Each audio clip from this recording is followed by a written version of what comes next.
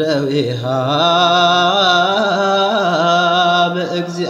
በእግዚአብሔር ንግሥተ ምድር ሰብሕዎ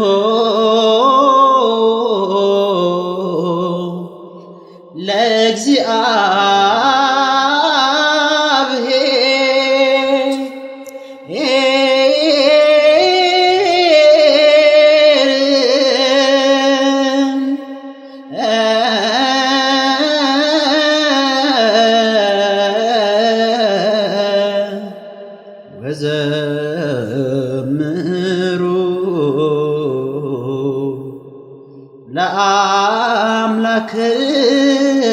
ለአምላክነ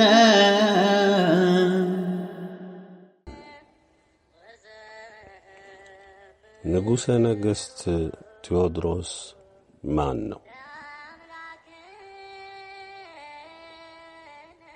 ስለምን ዓላማ በእግዚአብሔር ታሰበ? የት ነው ያለው? ምንስ ይፈጽማል? የት ነው የሚነግሰው?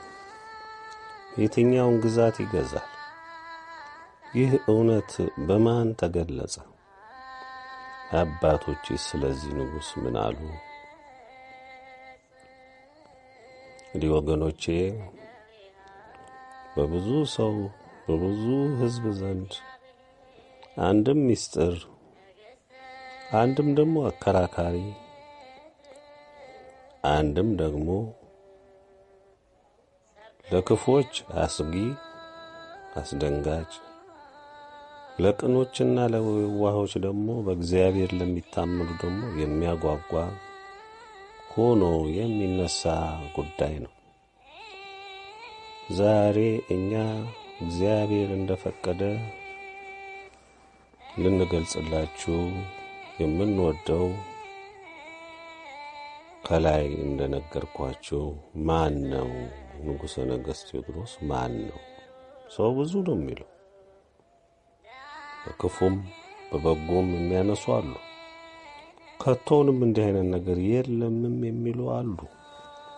ሁሉም በየፊናው የየራሱን እንደተቃኘበት አስተያየቱን ሲሰጥ ኖሯል። ዛሬ ግን እርግጡን እንነግራችኋለን። በፍካሬ ኢየሱስ፣ በመጽሐፈ ፊቅጦር፣ በድርሳነ ኡራኤል፣ በሳቤላ ትንቢት፣ በመጽሐፈ ሽኖዳ፣ በሌሎችም ስለ ንጉሠ ነገሥት ቴዎድሮስ ተገልጿል።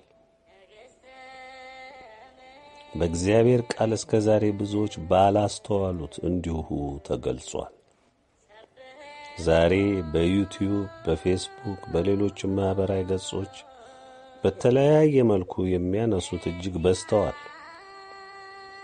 በድፍረትም እንዲህ የሚባል ንጉሥ የለም ብለው የሚቃወሙ በአብዛኛው ከምንፍቅና ጋር የተጋቡ ይናገራሉ።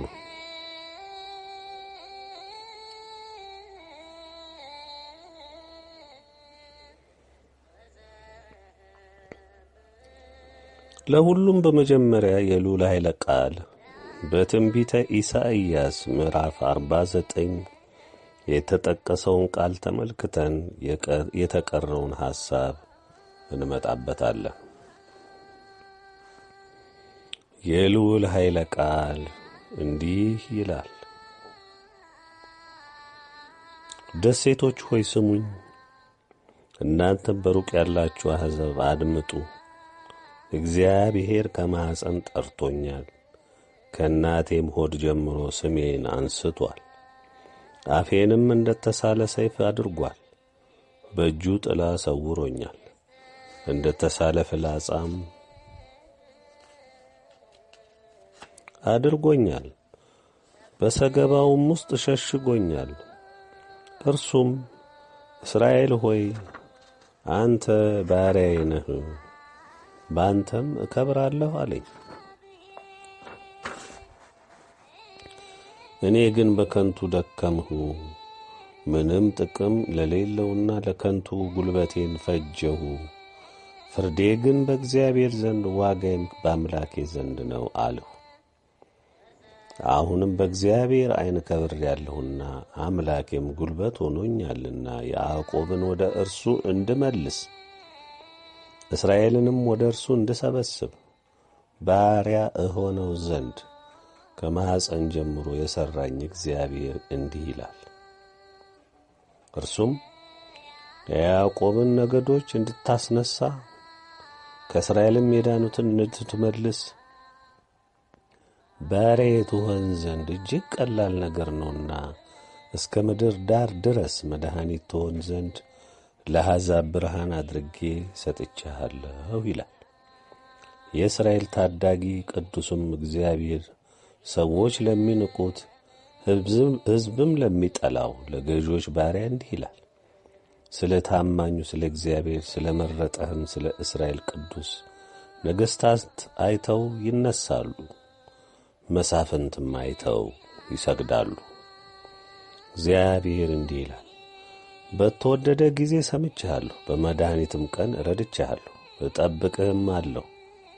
ምድርንም ታቀና ዘንድ ውድማ የሆኑትንም ርስቶች ታወርስ ዘንድ የተጋዙትንም ውጡ፣ በጨለማም የተቀመጡትን ተገለጡ ትል ዘንድ ቃል ኪዳን አድርጌ ለሕዝቡ ሰጥቼሃለሁ።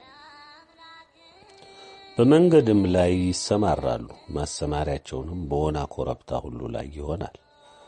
የሚራራላቸውም ይመራቸዋልና በውኃውም ምንጮች በኩል ይወስዳቸዋልና አይራቡም አይጠሙም። ትኩሳት ወይም ፀሐይ አይጐዳቸውም። ተራሮቼንም ሁሉ መንገድ አደርጋለሁ፣ ጎዳኖቼም ከፍ ከፍ ይላሉ። እነሆ እነዚህ ከሩቅ እነሆም እነዚህ ከሰሜንና ከምዕራብ እነዚህም ከሲንም አገር ይመጣሉ። እግዚአብሔር ሕዝቡን አጽናንቶአልና ለችግረኞችም ራርቶአልና። ሰማያት ሆይ ዘምሩ፣ ምድር ሆይ ደስ ይበልሽ፣ ተራሮችም ሆይ እልል በሉ። ጽዮን ግን እግዚአብሔር ትቶኛል፣ ጌታም ረስቶኛል አለች። በውኑ ሴት ከማኅፀኗ ለተወለደው ልጅ እስከማትራራ ድረስ ሕፃኗን ትረሳ ዘንድ ትችላለችን? አዎን እርሷ ትረሳ ይሆናል፣ እኔ ግን አልረሳሽም። እነሆ እኔ በእጄ መጽሐፍ ቀርጬሻለሁ፣ ቅጥሮችሽም ሁልጊዜ በፊቴ አሉ። ልጆችሽ ይፈጥናሉ፣ ያፈረሱሽና ያደሙሽ ካንቺ ዘንድ ይወጣሉ። ዓይንሽን አንስተሽ በዙሪያሽ ተመልከች፣ እነዚህ ሁሉ ተሰብስበው ወደ አንቺ ይመጣሉ። እኔ ሕያው ነኝና እነዚህን ሁሉ እንደ ጌጥ ትለብሻቸዋለሽ፣ እንደ ሙሽራም ትጐናጸፊያቸዋለሽ ይላል እግዚአብሔር። ባድማሽ ውድማሽ ወናም የሆነው ምድርሽ ከሚኖሩብሽ የተነሣ ዛሬ ጠባብ ትሆናለችና የዋጡሽም ይርቃሉና የወላድ መካን ከሆንሽ በኋላ የተወለዱልሽ ልጆችሽ በጆሮሽ ስፍራ ጠቦኛልና እቀመጥ ዘንድ ቦታ አስፊልኝ ይላሉ። አንቺም በልብሽ የወላድ መካን ሆኛለሁና እኔም ብቻዬን ተሰድጃለሁና ተቅበዝብዣለሁምና እነዚህን ማን ወለደልኝ? እነዚህንስ ማን አሳደጋቸው? እነሆ ብቻዬን ቀርቼ ነበር፣ እነዚህስ ወዴት ነበሩ ትያለሽ። ጌታ እግዚአብሔር እንዲህ ይላል፣ እነሆ እጄን ወደ አሕዛብ አነሳለሁ፣ ዓላማዬንም ወደ ወገኖች አቁማለሁ። ወንዶች ልጆችሽንም በብብታቸው ያመጧቸዋል፣ ሴቶች ልጆችሽንም በጫንቃቸው ላይ ይሸከሟቸዋል። ነገሥታትም አሳዳጊ አባቶችሽ ይሆናሉ፣ እቴጌዎቻቸውም ሞግዚቶችሽ ይሆናሉ። ግንባራቸውንም ወደ ምድር ዝቅ አድርገው ይሰግዱልሻል፣ የእግርሽንም ትቢያ ይልሳሉ። እኔም እግዚአብሔር እንደሆኑ ታውቂያለሽ። እኔን በመተማመን የሚጠባበቁ አያፍሩ። በውኑ ብዝበዛ ከኃያል እጅ ይወስዳልን? ወይስ የጨካኙ ምርኮኞች ያመልጣሉን? እግዚአብሔር ግን እንዲህ ይላል፣ በኃያላን የተማረኩ ይወሰዳሉ፣ የጨካኞችን ብዝበዛ ያመልጣል። ከአንቺ ጋር የሚጣሉትን እጣላቸዋለሁ፣ ልጆችሽንም አድናለሁ፣ አስጨናቂዎችሽንም ሥጋቸውን አስበላቸዋለሁ። እንደ ጣፋጭም ወይን ጠጅ ደማቸውን ጠጥተው ይሰክራሉ። ሥጋ ለባሹም ሁሉን የእግዚአብሔር መድኃኒትሽና ታዳጊሽ የያዕቆብ ኃያል እንደሆንህ ያውቃል። ትንቢተ ኢሳይያስ ምዕራፍ 49 በሙሉ ከላይ እንደተመለከታችሁት ስለ ኢትዮጵያዊ ንጉሠ ነገሥት ቴዎድሮስ፣ ስለ ኢትዮጵያ ትንሣኤ እንዲሁም ስለ እስራኤል ዘሥጋ መታሰብ ቁልጭ አድርጎ ይነግረናል። ቃሉንም በዝርዝር እንተነትነዋለን። በዚህ ጉዳይ ዙሪያ ያለውን የቅኖች አለመረዳት ችግር ይወገዳል። የጥፋታቸው የክህደታቸው ማምታቻ እውነትን አጥፍቶ ማወዛገቢያ ያደረጉ የቀደመው እባብ የዘንዶው የሐሰተኛው ነቢይ ደቀ መዝሙሮችና በቢሊዮኖች የተቆጠረው መላው የዓለም ሕዝብ ሁሉ በክህደትህ ታፍራለህ። ትላንት አዋልድ መጽሐፍ አልከተልም የኢትዮጵያ ትንሣኤ የለም ትል የነበርክ ነቢዩ ዳንኤል እንዳለው በመጨረሻው ዘመን ዕውቀት ይበዛል። ሰው በጥበብ የእግዚአብሔርን እውነት ለመመርመር ይነሳል። ዳንኤል ሆይ አንተ ግን መጽሐፉን አትም ዝጋ እንዳለው ልዑል፣ ስለዚህ እናንተ ሥልጣንም ብርሃናዊ ዓይንም የላችሁም፣ የእግዚአብሔርን እውነት ልትገልጹ የሚያስችል እምነትም ስለሌላችሁ ይኸው እኛ የሥላሴ ባሮች መርዶአችሁን እንንገራችሁ።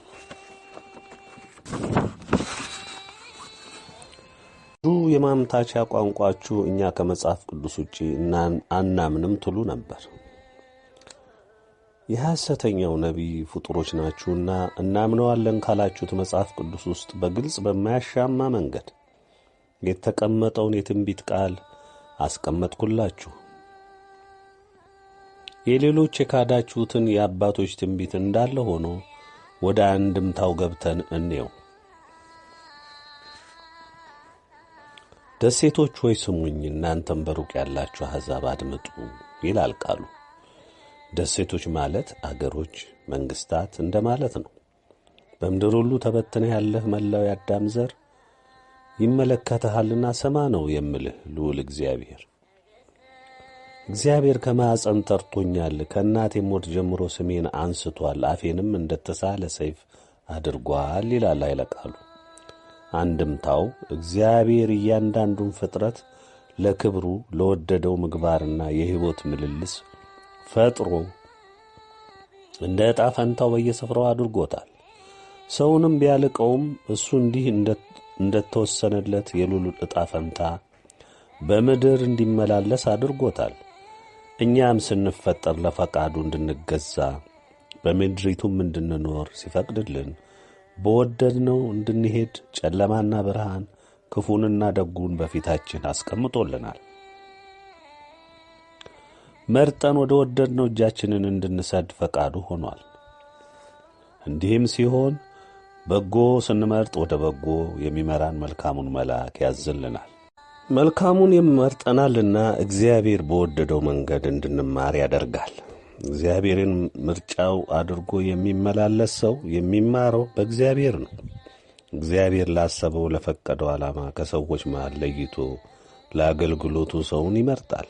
ንጉሥ ዳዊት እግዚአብሔር መርጦት ላሰበው ዓላማ እንዲሆን ካደረገ በኋላ የእግዚአብሔር ፈቃድና ሐሳብ ምን እንደሆነ የተረዳው ንጉሥ ዳዊት ይህንን አለ። ገና በእናቴ ማፀን ሳለሁ አጥንትና ደም ሆኜ ሳልዋደድ በአንተ ዘንድ ታወቅሁ አለ። እግዚአብሔር ከማፀን የጠራው የለየው ላሰበው ዓላማ ነው። በመሆኑም የእግዚአብሔር ምርጫ ገና ሳይፈጠር ነው ያሰበው። ሁሉም ነቢያቶች፣ ሐዋርያት ገና በእናታቸው ማፀን ሳይዋደዱ በፊት ላቀደው ተግባር አስቀድሞ ተመርጠዋል። የመረጣቸውን እንደተሳለ ሰይፍ አድርጓቸዋል። በተናገሩት ሁሉ ዓለምን አንቀጥቅጠዋል። ምክንያቱም በእነሱ ዕቃነት በእነሱ አንደበት ሥራውን የሚሠራው እግዚአብሔር መንፈስ ቅዱስ ነውና። በእጁ ጥላ ሰውሮኛል፣ እንደ ተሳለ ፍላጻም አድርጎኛል፣ በሰገባውም ውስጥ ሸሽጎኛል ይላል ኃይለ ቃሉ። ዛሬ እግዚአብሔርን የፍርድ ቃል ተግሣጹን በኢትዮጵያ ዓለም ብርሃን መልእክታት አማካኝነት እየሰማችሁ ነው። ነገር ግን በአካል እኔን የልዑል ባሪያ አላያችሁም። ለምን? ሰዓቱ እስኪሞላ ድረስ ሸሽጎኛልና ከ15 ዓመታት በላይ እንደ ሸሸገኝ ነውና። በዚህ የእግዚአብሔርን አሰራር ልታውቁ ይገባል። እርሱም እስራኤል ሆይ አንተ ባሪያዬ ነህ፣ በአንተም እከብራለሁ አለኝ። እኔ ግን በከንቱ ደከምሁ፣ ምንም ጥቅም ለሌለውና ለከንቱ ጉልበቴም ፈጀሁ። ፍርዴ ግን በእግዚአብሔር ዘንድ ዋጋዬም በአምላኬ ዘንድ ነው አልሁ። እንግዲህ ላይ ለቃሉ እግዚአብሔር ለመረጠው በግልጽ ይናገራል። አንተ ባሪያዬ ነህ ይላል። በዚህ በመረጠው ዕቃ ስለሚገለገልበት በጎ ፈቃዱ ሁሉ በዚህ በመረጠው ሰው ላይ አድሮ ስለሚከናወን ልዑል ይከብርበታል። ወገኖች ይህን ቃል ስገልጸው በእውነት ያስገርመኛል። በልቤ የነበረውን በሐሳቤም ሳመላልሰው የነበረውን ቃል ቢኖር ይህ ቃል ነው። በከንቱ ደከምሁ፣ ምንም ጥቅም ለሌለውና ለከንቱ ጉልበቴም ፈጀው። ፍርዴ ግን በእግዚአብሔር ዘንድ ዋጋዬም በአምላኬ ዘንድ ነው አልሁ። ይህን እውነት ስገልጸው እኔው ቃሉን ያሰፈርኩት ያህል ይሰማኝ ነበር። በዚህ መልእክት ውስጥ ስለ ራሴ የሕይወት ምልልስና የመከራ አይነት መግለጽ ስለማልፈልግ የፈለገ ልዑልን ይጠይቅ። ካልቸኮላችሁ ሁሉም ስለሚገለጽ ወደ ብርሃን የማይወጣ ስለሌለ ትሰሙታላችሁ።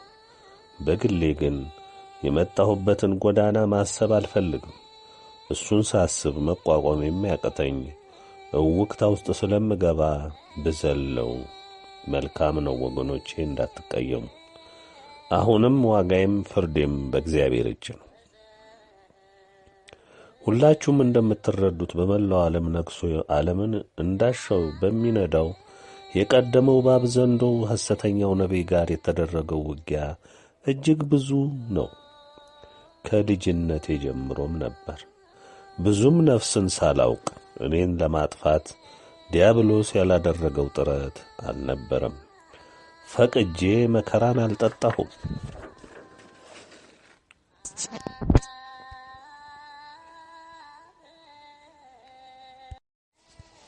ሌላውን ሁሉ ልተወውና መልእክታቱ ወደ እናንተ አደርስ ዘንድ ከታዘዝኩበት ጀምሮ በእያንዳንዱ መልእክት መውጣት ወቅት እንዲህ ወደ እናንተ የሚደርስ አልነበረም። ዛሬ የማልገልጸው ከባድ ዋጋ ተከፍሎበታል። ዲያብሎስ የማጥቂያ ስልቱ እጅግ ብዙ ነው። በእግዚአብሔር ኃይል ብናልፈውም ሳንጎዳበት ቀርተን አይደለም። እንደ ግሌም እንደ ቤተሰብም ውድ ዋጋ ከፍዬበታለሁ። ዕድሜን ሰፍሬበታለሁ። ብዙዎች ክብርን፣ ማዕረግን፣ ሀብትና ክብረትን፣ መወደስን ይሻሉ። ይህ በሥጋው ዓለም ለሚኖሩ እጅግ የሚመኙት ነው። እውነትን ለተረዱት እግዚአብሔርን ለሚወዱ ግን ይህ ትርጉም የለውም። ፍላጎታቸውን ሁሉ የሚያርፈው የዚችን ምድር ክፉ ውጣ ውረድ ቶሎ አልፎላቸው ወደ አባቶቻቸው ወደ ገነት መሄድን ነው። እኔም በሕይወት ዘመኔ ካየሁት ፍዳና መከራ አንጻር በዚች ምድር ላይ መኖር እጅግ ያስመረረኝ ነው። ብቆይ እንኳን ለፈጠረኝ አምላክ ፈቃድ ለክብሩ ለከበረው ስሙ እስከ ጠቀምኩና በአገልግሎቱ እስካስደሰትኩት ድረስ ብቻ ነው። ዛሬ እኔ የሥላሴ ባሪያ የምኖረው ላገለግለው፣ ልታዘዘው፣ ፈቃዱን ልፈጽም፣ እናቴንም ፈቃዷን ልፈጽም ብቻ ነው። ከዚህ ውጪ ምንም የምሻው የሚያረካኝ የለም። ሩጫዬን ጨርሼ በአካሄዴ የወደደኝን አምላኬን አስመልኬ ፈቃዱ ተፈጽሞ ከብሮ ዘወትር ተመስግኖ ካየሁ ለእኔ ካሳዬ እሱ ብቻ ነው። ከዚች ምድር ላይ እምሻው ለሥጋዬ ብዬ የማስበው የለም። እርግጥ ለምትሰሙት እጅግ ሊያስደነግጣችሁ ይችላል። ዓለምን ሁሉ በአንድ ውዳቄ ምናምንቴ በሆንኩት ከሁሉ እጅግ ባነስኩት በቸርነቱ በምሕረቱ ሸፍኖኝ ነውሬን ኀጢአቴን ከድኖ ውድ ዋጋ ከፍሎልኝ እንደገናም እጅግ ከአእምሮ በላይ በሆነ ስፍራ ላይ ሊያስቀምጠኝ መወሰኑን ከተነገረኝ ጀምሮ ለረጅም ዓመታት ይህ ከእኔ እንዲያልፍ እኔም ለዚህ እንደማልመጥን በመግለጽ ከፈጣሪ ከመድኃኔ ዓለም ጋር በብርቱ ተከራክሬአለሁ። ይህንን ስነግራችሁ በእውነቱ ነው እምላችሁ፣ አምርሬ ከልቤ በዚህ ጉዳይ ለረጅም ዘመን ተከራክሬአለሁ። ፈቅጄው አስቤውም አልሜውም አይደለም። በፍጹምም በከፍታ ለመኖር ፍላጎት የለኝም። ግን የእግዚአብሔር ፈቃድ ስለሆነ እሱ ስለወሰነ በቃ ወሰነ። ምን ይደረግ እንጂ እግዚአብሔር በዚህ ምድር ላይ ምስኪን ሆኜ ዝቅታ ስፍራ ላይ ሆኜ እድሜን ከድኜ ባልፍ ምንኛ ደስ ባለኝ። የሆነ ሆኖ ምርጫው የሱ ነው፣ ፈቃዱ የሱ ነው። ይሁን ካለ ምን አደርጋለሁ? እሱን ደስ አሰኝቼ ቀሪ ጊዜን ጨርሼ ማለፍን እወዳለሁ። እና ክርክሬም አልጠቀመም፣ አልሆነም። እናቴንም ድንግልን ጠይቄያለሁ፣ አብዝቼ ጠይቄያታለሁ። በእሷም ዘንድ አልሆነም። ይሁንና ሁሉንም ጊዜ ስለሚገልጠው ብዙ ባልል መልካም ነው። ወደ ቀጣዩ ቃል እንሂድ። አሁንም በእግዚአብሔር ዓይን ከብሬአለሁና አምላኬም ጉልበት ሆኖኛልና ያዕቆብን ወደ እርሱ እንድመልስ እስራኤልም ወደ እርሱ እንድሰበስብ ባሪያ እሆነው ዘንድ ከማኅፀን ጀምሮ የሠራኝ እግዚአብሔር እንዲህ ይላል። ያ እርሱም የያዕቆብን ነገዶች እንድታስነሣ ከእስራኤልም የዳኑትን እንድትመልስ ባሪያዬ ትሆን ዘንድ እጅግ ቀላል ነገር ነውና እስከ ምድር ዳር ድረስ መድኃኒት ትሆን ዘንድ ለአሕዛብ ብርሃን አድርጌ ሰጥቼሃለሁ ይላል የእስራኤል ታዳጊ ቅዱሱም እግዚአብሔር ኃይለ ቃሉ። እንደምትመለከቱት የልዑል ቃል ዛሬ ንጉሠ ነገሥት ቴዎድሮስ ማን ነው እያላችሁ ለምትታወቁ፣ እንዲሁም የለም ሐሰት ነው ለምትሉ እውነቱ ይህ ነው። እርሱም ለምን እንደተጠራ፣ ማን እንደጠራው፣ ማን እንደሾመው እወቁ። ለእሱ የከበደው እንደ ገደል የታየው ለእግዚአብሔር እጅግ ቀላል እንደሆነ ጌታችን መድኃኔ ዓለም ሲያበረታው ያው እየሰማችሁት ነው። አይ የለም ለምትሉ አትጨነቁ፣ ሰዓቱ ቅርብ ነው። አለመኖሩም በተግባር ራሱ ጊዜውም የጉዳዩ ባለቤትም ሲገለጥ ታዩታላችሁ። እድሉ ካላችሁ ወይም የምትጠፉም ከሆነ እየጠፋችሁ ታዩታላችሁ። ቃሉ ይቀጥላል። ለገዢዎች ባሪያ እንዲህ ይላል፣ ስለ ታማኙ ስለ እስራኤል ቅዱስ ነገሥታት አይተው ይነሳሉ፣ መሳፍንትም አይተው ይሰግዳሉ። መላው ዓለም ለገዢዎች ባሪያ የሆንክ ሁሉ ስለ እግዚአብሔር ቅን ፍርድ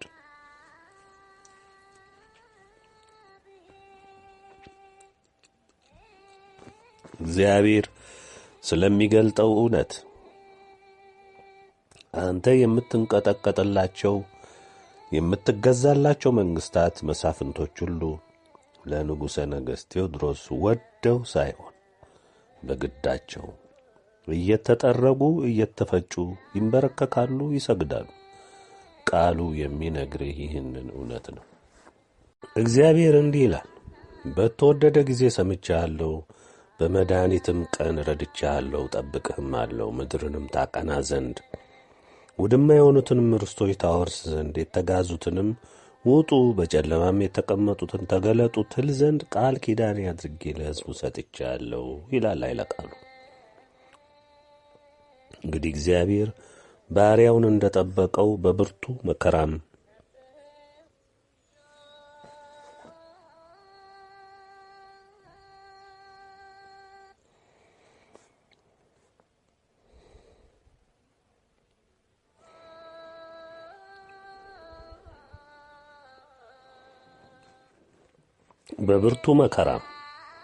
ውስጥ እንዳዳነው እንደሰማው እንደሚጠብቀው አረጋግጦለታል። ልብ በሉ። ምድርንም ታቀና ዘንድ ማለት የፈረሰውን የጠፋውን እንደ ቀደሙ ይመልስ ዘንድ ባሪያውን አዟል። የተጋዙትንም ውጡ፣ በጨለማም የተቀመጡትን ተገለጡ ትል ዘንድ ይላል ቃሉ። ንጉሡ የተሰጠው ቀዳሚ ተግባር የታሰሩትን የተሳደዱትን በዲያብሎስ ዓይን የተዘመተባቸውን ስለ ቀናቸው የተዋህዶ እምነታቸው የተሰቃዩትን ሁሉ ይገለጡና ወደ ብርሃን ይመጡ ዘንድ ያደርጋል። እግዚአብሔር ቀጥሎም እንዲህ ይላል፣ ቃል ኪዳን አድርጌ ለሕዝቡ ሰጥቻለሁ። እንግዲህ ለሕዝቡ እግዚአብሔር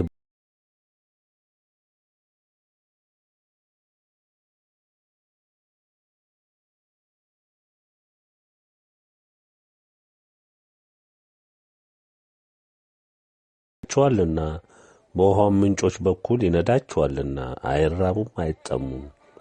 ትኩሳት ወይም ፀሐይ አይጎዳቸውም። ተራሮቼንም ሁሉ መንገድ አደርጋለሁ ይላል ኃይለ ቃሉ። እግዚአብሔር በመጪው መልካም ትንሣኤው ዘመን በባሮቹ በኩል ሕዝቦቹን እንዴት እንደሚመራ መልሶም እንደሚተክል አብሮአቸውም እንደሚሆን መሰናክሉንም እንደሚያስወግድ ይነግረናል።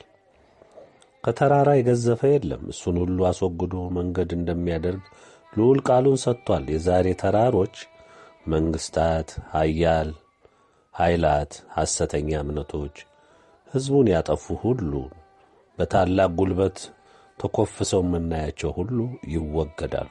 እውነቱ ይህ ነው። ጎዳኖችም ከፍ ከፍ ይላሉ ይላል ኃይለ ቃሉ። እግዚአብሔር የሚወስዳቸው ቅን ፍርዶች ሁሉ በዚያ ዘመን ለትንሣኤው ለታጩት ሁሉ መንገዶች ሁሉ ሰላም፣ በረከት፣ ፍቅር፣ ደስታ የሚሆንበት እግዚአብሔርን በፍጹም ልብ፣ በፍጹም ሐሳብ፣ በፍጹም ነፍስ የሚመለክበት የከበረ ከፍ ከፍ ያለም የብርሃን ዘመን ይሆናል። እነሆ እነዚህ ከሩቅ እነሆም እነዚህ ከሰሜንና ከምዕራብ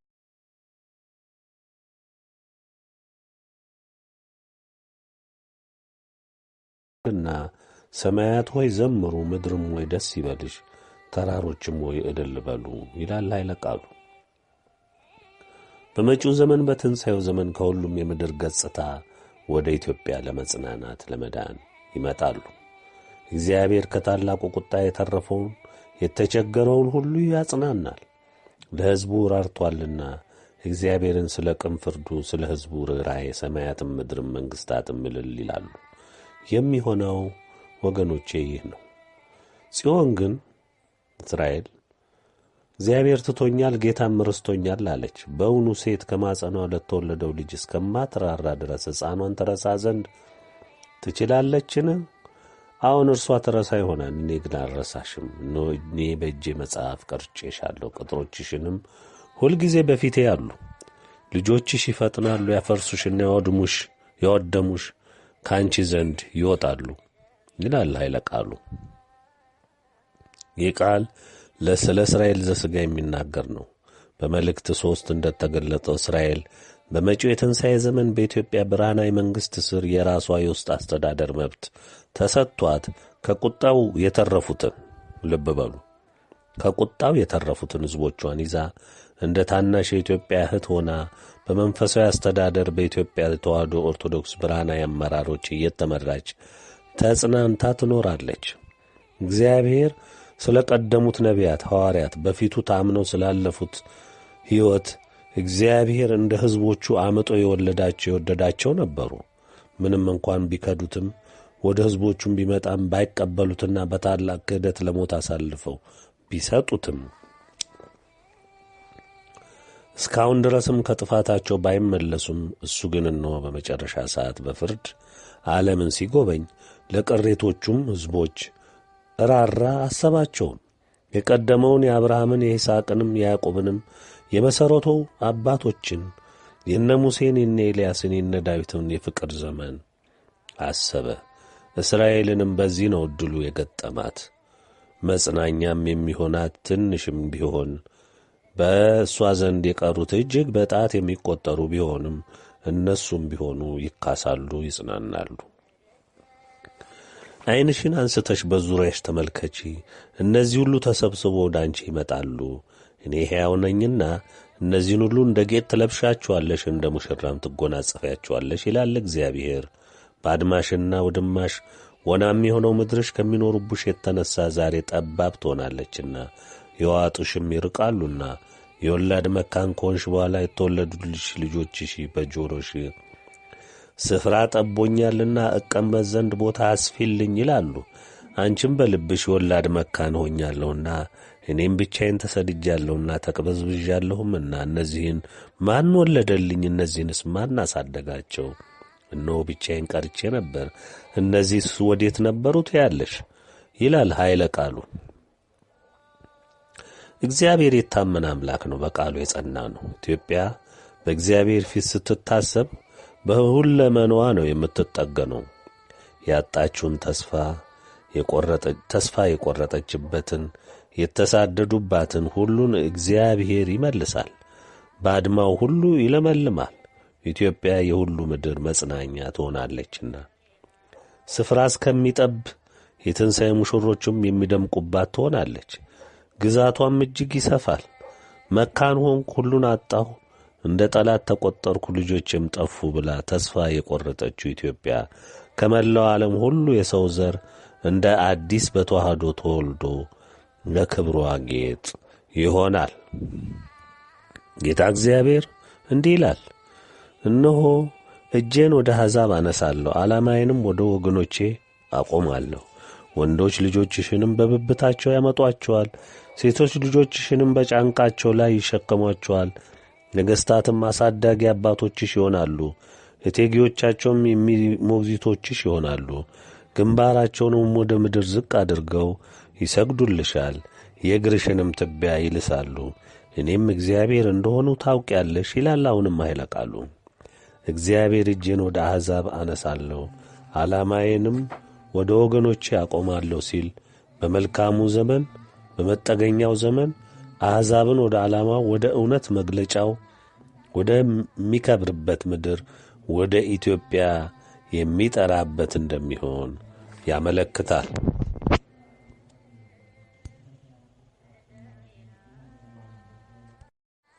እኔንም በመተማመን የሚጠባበቁ አያፍሩም ይላል ኃይለ ቃሉ። እኔንም በመተማመን የሚጠባበቁ አያፍሩም።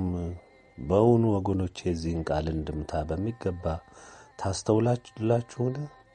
አዎን፣ ሕሊናውን ያልተከደነ ማስተዋሉ ያልተጋረደ ይረዳል ብዬ አምናለሁ። ከዚህ ቃል በላይ እግዚአብሔር ለሰው ልጅ ያረጋግጥለት ዘንድ የሚገባ ምንድን ነው? እሱም ታምነው ማንም ሰው እንደማያፍር፣ ወድቆም እንደማይቀር፣ ተጎርቶም እንደማይቀር፣ በምንም መንገድ፣ በምንም ዘዴ፣ በምንም ብልሃት ዲያብሎስ በእግዚአብሔር የሚታመንን ሰው ጎርቶ ሊሳካለት አይቻልም። ኢትዮጵያ የተዋሕዶ ኦርቶዶክስ እምነት ምድር፣ በእግዚአብሔር የተወደደች እምነትን ያጸኑ ወገኖች ምድር፣ ፈጣሪዋን፣ አዳኟን፣ ታዳጊዋን መድኃኔዓለምን እናቷን ድንግልን ለረጅም ዘመናት እንደተገባላት ቃል ኪዳን ታምና ተስፋ አድርጋ ስትጠባበቅ ኖራለች።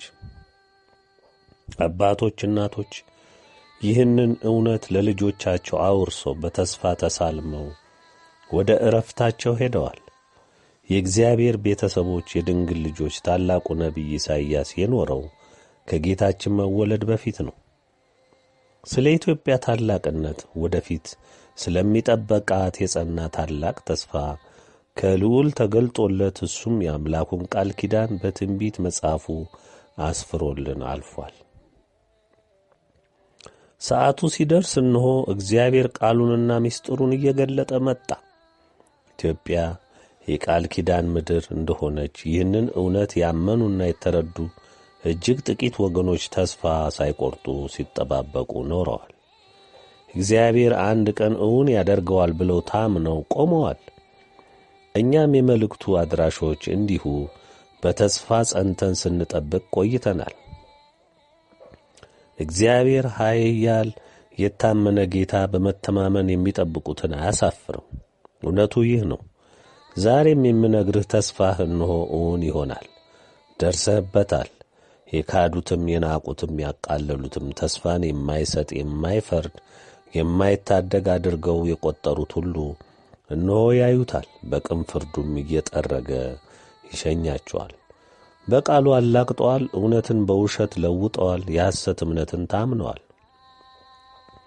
በእውነት የቆሙትን አጥፍተዋል። ለዲያብሎስ ለዘንዶው ለሐሰተኛው ነቢይ ትምህርት ተንበርክከዋል።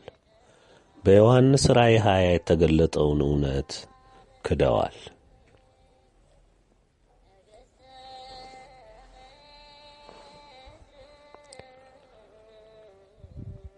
የእውነትን ሰዎች የተዋሕዶ አርበኞች ተፈታትነዋል፣ አሳደዋል።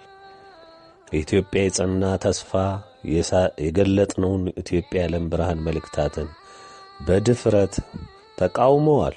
ዛሬስ የትንቢተ ኢሳይያስ ምዕራፍ 49 በሙሉ ከላይ እንደገለጽነው ይህን ደግሞ እንዴት ታስተባብሉ ይሆን? መቼም ደፋሮች ናችሁና የሐሰተኛው ዲያብሎስ ልጆች ናችሁምና ውሸት ልብሳችሁ ስለሆነ የድፍረት ኀጢአትን ለመሥራት ትሞክሩ ይሆናል። ግን በአንድ ነገር እርግጥ እንዲሆን ላረጋግጥላችሁ ጊዜ የለም፣ አብቅቷል፣ መሽቶባችኋል። አሁን ከፊታችሁ ሁሉም ነገር ተጭኖ መጥቷል። መግቢያ የለም፣ መደበቂያ በፍጹም የለም፣ አበቃ። በውኑ ብዝበዛ ከአህያ ልጅ ይወስዳልን? ወይስ የጨካኙ ምርኮኞች ያመልጣሉን? እግዚአብሔር ግን እንዲህ ይላል፣ በኃያላን የተማረኩ ይወሰዳሉ፣ የጨካኞችን ብዝበዛ ያመልጣል። ከአንቺ ጋር የሚጣሉትን አጣላቸዋለሁ፣ ልጆችሽንም አድናለሁ፣ አስጨናቂዎችሽንም ሥጋቸውን አስበላቸዋለሁ። እንደ ጣፋጭም ወይን ጠጅ ደማቸውን ጠጥተው ይሰክራሉ። ስለ ጋለባሹም ሁሉ እኔ እግዚአብሔር መድኃኒትሽና ታዳጊሽ የያዕቆብ ኃያል እንደሆኑት ያውቃሉ ይላል ኃይለ ቃሉ። ዛሬ ዓለም በትዕቢቷ የተሞላች ናት፣ አትሰማም። እንኳን እኛ ድሆቹን የተናቅነውን የተሻሉትን እንኳን አይሰሙም። ምክንያቱም የዘመኑ ኃያላን ናቸው። ከአሜሪካ እጅ ወይም ከራሻ አሊያም ከእንግሊዝ እጅ አንድ ድሃ አገር የሚሻውን በጉልበት ይወስዳልን? አይታሰብም፣ አይሞከርም። ሁሉም የሦስተኛ ዓለም ሀገር ከአውሮፓ ተዋግቼ ከሁሉም የምድሪቱን ኃያላን ተዋግቼ ምርኮ ወስዳለሁ የሚል የአፍሪካ ሀገር በሕሊናችን ልናስበው አንችልም። ነገር ግን ይህ እውነት ሁሉም የዘመኑ ሰው የሚያምንበት እንደሆነ ግልጽ ነው። ተገረሙ እንጂ ይህ እውነት ይገለበጣል። እንዴት ይሆናል? አዎን ይሆናል። አይሆንም የምትሉት በእግዚአብሔር ይቻላልና። ልብ በሉ፣ በኃያላን የተማረኩ ይወሰዳሉ፣ ከኃያላኑ እጅ በግድ ነፃ ይወጣሉ። ጨካኞች የዚህ ዘመን ኃያሎች ያጎሯቸው ያመልጣሉ፣ ነፃ ይወጣሉ። እውነቱ ይህ ነው ወገኖቼ፣ ልብ በሉ። ከፊታችሁ የደረሰው እውነት በተግባር ሲፈጸም ታያላችሁ። የእግዚአብሔር ቃል ተረት የሆነባችሁ የዘመኑ አለቆች፣ ኃያላን ፈራጆች፣ የምድር ነገሥታቶች ሁሉ ከነትምክህታችሁ በእሳት ትጠረጋላችሁ። የዓለማችን ኃያል ወዳችሁ አይደለም በምድር የምታሰቃዩአቸውን የምትለቁት። በቁማችሁ እሳት ሲበላችሁ ሞትን ስትለምኑ ያኔ በራሳችሁ ለምናችሁ ይደረግ የተባላችሁትን ሁሉ ከሚፈለገው በላይ ሁሉ ታደርጋላችሁ።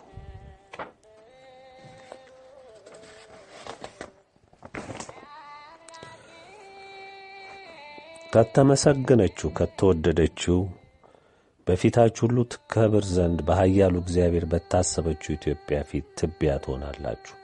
ምናምንቴና የተዋረዳችሁ ትሆናላችሁ። የተመካችሁበት ሁሉ የትምክህታችሁ ምንጭ የሆነው ሁሉ በቅጽበት ከፊታችሁ እንደ ጭስ ይተናል። የተጣላችሁት ከኢትዮጵያ ነውና ይህ ድርጊት ደግሞ ከእግዚአብሔር ጋር መጣላት ነው። መከራችሁ ምን ያህል እንደሚከብድ የሚገልጸው የፍርድ ቃል ሥጋችሁን ያስበላችኋል፣ ደማችሁን እንደ ወይን ጠጅ ያስጠጣችኋል። በዚህም ሥጋ ለባሽ ሁሉ የሚያዩ ይሆናል የኢትዮጵያ ታዳጊ መድኃኒት ኃያሉ እግዚአብሔር እንደሆነ ያኔ ታውቃላችሁ። ይሄ ከፊታችሁ ያለ ስለሆነ በተግባር ስታዩት ኢትዮጵያ ማን እንደሆነች ታውቃላችሁ። በኢትዮጵያ የተመረጡ ሕዝቦቿ፣ ለትንሣኤው የሚበቁት ሕዝቦቿ ማን እንደሆኑ ያኔ ታውቃላችሁ። እናንተም ዘንድ ተበትነው ያሉ የኢትዮጵያ ቅሪት የሆኑ ለትንሣኤው የተመረጡት ሁሉ እናንተ መሃል ያሉት እንዴት ከብረው እንዴት በሰዓት ውስጥ ሲጽናኑ ሲመላለሱ ያለ ጉዳት ቆመው ታያላችሁ። ያኔ ገና እዚህ ኢትዮጵያም ሳትደርሱ እነሱ ፊት ትንቀጠቀጣላችሁ፣ እነሱን ትለምናላችሁ፣ እግራቸውን ትልሳላችሁ። ይሄ ደግሞ እንደሚሆን ዛሬ እኔ አሁን በዚህ ቃል አረጋግጥላችኋለሁ። ወገኖቼ ንጉሠ ነገሥት ቴዎድሮስ የኢትዮጵያ ትንሣኤ ምን እንደሚመስል እንዴትስ እንደሚከናወን በሚገባ በትንቢተ ኢሳይያስ ተረጋግጦ ተገልጦላችኋል። ከፊታችሁ ደግሞ ሊከናወን በደጃችሁ ቆሟል። ከዚህ መልእክት መውጣት በኋላ ሁሉም ድርጊት ይከናወን ዘንድ ከልዑል ዘንድ ታዟል። ዛሬ ባለንበት በዚህ ሰዓት ምድር በውሸት ወሬ ጠዋትም ማታም በምትናጥበት ወቅት፣ ወጣቱም ሽማግሌውም የቴሌቪዥን ሱሰኛ በሆነበት ዘመን፣ የማኅበራዊ ድረገጾች እስረኛና በእነሱ እስትንፋስ የሚኖር ያህል በተቆጠረበት ዘመን ዩቲዩብን፣ ፌስቡክን፣ ሌሎችንም ገጾች የሸፈነው አንዱ የወቅቱ ጉዳይ ስለ ኢትዮጵያ ትንሣኤ የሚጻፈው ሲሆን ከዚሁ ጋር ተጣምሮ የሚነሳው ደግሞ የንጉሠ ነገሥት ቴዎድሮስ መነሳትና የመምጣት ጉዳይ ዋና ሆኗል። አንዳንዱ ወቅቱንና ያለውን የዓለም ነውጥ በመመልከት ከኢትዮጵያ ትንሣኤ ጋር መያያዙን የሚቃወም ሲሆን፣ አንዳንዱ ስለ ትንቢት ቃሉ በመጻር የዘመኑን ገዦች ለማስደሰትና ፍርፋሪ ለመልቀም ይለፋል። አንዳንዱ ደግሞ የጣፈጠ ተደማጭ እንግዳ ነገር በማቅረቡ ብዙ አንባቢ በማግኘት ከዩቲዩብ ሳንቲም ለማግኘት የሚደክም ነው። የሚበዙት ደግሞ የዲያብሎስ ታዛዦች በመሆናቸው መፈጸሚያቸው መድረሱን ከጌታቸው ስለሰሙ በከፍተኛ ጭንቀት ውስጥ ገብተው ሕዝቡን እንዳይሰማ ለማድረግና ከእውነቱ መንገድ ለማሳት የሚጥሩ ናቸው። ንጉሡ በዚህ ነው የሚሉ እንዳሉ ሁሉ የተለያዩ የትንቢት መጻሕፍትን በመጥቀስ ስለ ትውልድ ሐረጉ፣ ስለሚመጣበት አቅጣጫ፣ ስለተወለደበት ሁሉ የሚናገሩ ገጾች እጅግ በዝተዋል። ብዙዎች የሚያነሱት እንግሊዝ አገር ስለሚገኘው ፍካሬ ኢየሱስ ሲሆን እንዳሻቸው እየተረጎሙ እንዲህ ይላል እንዲያ ይላል እያሉ ሕዝቡን ሁሉ ሲያሳክሩት ይታያል። የዘመኑ ሰው ወሬ ቀለቡ ነውና ውሸቱንም ከጥቂት እውነት የተቀላቀለውንም ማሳሳቻውንም ሁሉንም ሳይመርጥ ያዳምጣል። በዚህም ግራ ይጋባል። የዘመናችን የዲያብሎስ አለቆችና መንግስታት እንዲሁም የዲያብሎስ የሐሰተኛው ነቢይ ድርሰት የሆኑ እምነቶች ከሃዲዎች ይህን እውነት በማዛባት በማግነን የተሳሳተ ትርጉም በመስጠት በጥርጥር መንፈስ በመሙላት እንደ ተረት እንዲታይ ብዙ ጥረት ያደርጋሉ። በብርቱ የሥጋው ዓለማችን የሚነዳትም ዲያብሎስ የቀደመው እባብ ዘንዶ ሐሰተኛው ነቢይ ይህንን እውነት ጠንቅቀው ያውቃሉ። እውነትነቱንም በሚገባ የተረዱ ናቸው። ልብ በሉ። እግዚአብሔርን የካደ የልዑልን መንግሥት ሊገለብጥ እሱ ፈጣሪ ሊሆን የተመኘ ይህንንም ሕልሙን ለመፈጸም እስከ መዋጋት ሄደ ዲያብሎስ በምድር ያቆማቸው አለቆችና ሹሞች ናቸው። በመሆኑም ዛሬም በውጊያ ላይ ናቸው። በሰማይ ስፍራ አልተገኘላቸውም። ተሸንፈው ተጠቅልለው ወደ ምድር ተጥለዋል። ዛሬ ደግሞ የምድር ምሽጋቸውም ሊደረመስ ነው። እግዚአብሔር በታመኑ ባሮቹ አገልጋይነት በምድሪቱም በሙላት ሊከብርባት ሊመሰገንባት ነው። ታዲያ ይህ እውነት ሊውጠው ስለመጣ እነሆ በከባድ ውጊያ ላይ ተጠምዶ እናያለን። ግድ ነውና ይህ እውነት እውን እንዳይሆን ይመኛሉ። ምክንያቱም የሕልውናቸው ማብቂያ ነውና። ይህም ብቻ አይደለም፣ የካዱት እየተዋጉ ያሉት እኛንም እነሱንም የፈጠረ አምላክን ነውና በታላቅ ድንጋጤ ቢዋጡ አይገርምም። በእነሱ ግብዓተ መሬት ላይ እግዚአብሔር በምድሪቱ ላይ ይከብራልና። ይህ እውነት ምድርን በከደነ ጨለማ ላይ ሁሉ ያበራል። የሁሉ ፍጥረት ጌታ በቅን ፍርዱ በምድርም በሰማይም ሊከብር ሊመሰገን ይገባዋል። ቅን ፈራጅ አምላክ ነውና። ታዲያ የዚህ ጨለማ ገዢዎች ሕልውና የሚያጠፋ ንጉሠ ነገሥት ቴዎድሮስ በእግዚአብሔር ኃይል ተቀብቶና ተሹሞ ሲመጣ እንዴት ይቀበሉታል? ቄጤማ ጎዝጉዞ እንደማይቀበሉት እሱም ጠንቅቆ ያውቃል። ጨለማና ብርሃን ምን ኅብረት አላቸውና ንጉሡ የመጣው የፈጠረውን አምላክ ፈቃድ ሊያስፈጽም ሊያስመልክ፣ በሁሉም ነገር በምድር ስለ እግዚአብሔር ክብር ስም ስለ ከበረው ቃሉ ዘብ ሊቆም የመጣ ነው። ስለዚህ ሊያጠፉት ቢመኙ ከእነሱ ዐይን ሲታይ ግድ የሚላቸው ነው። ብቻ ትግላቸው በቀላሉ የተገነባ አይደለም። ዲያብሎስ ጥበቡን አልተነጠቀምና ለጥፋቱ ብዙ ዘዴ እንደሚፈበርክ ግልጽ ነው።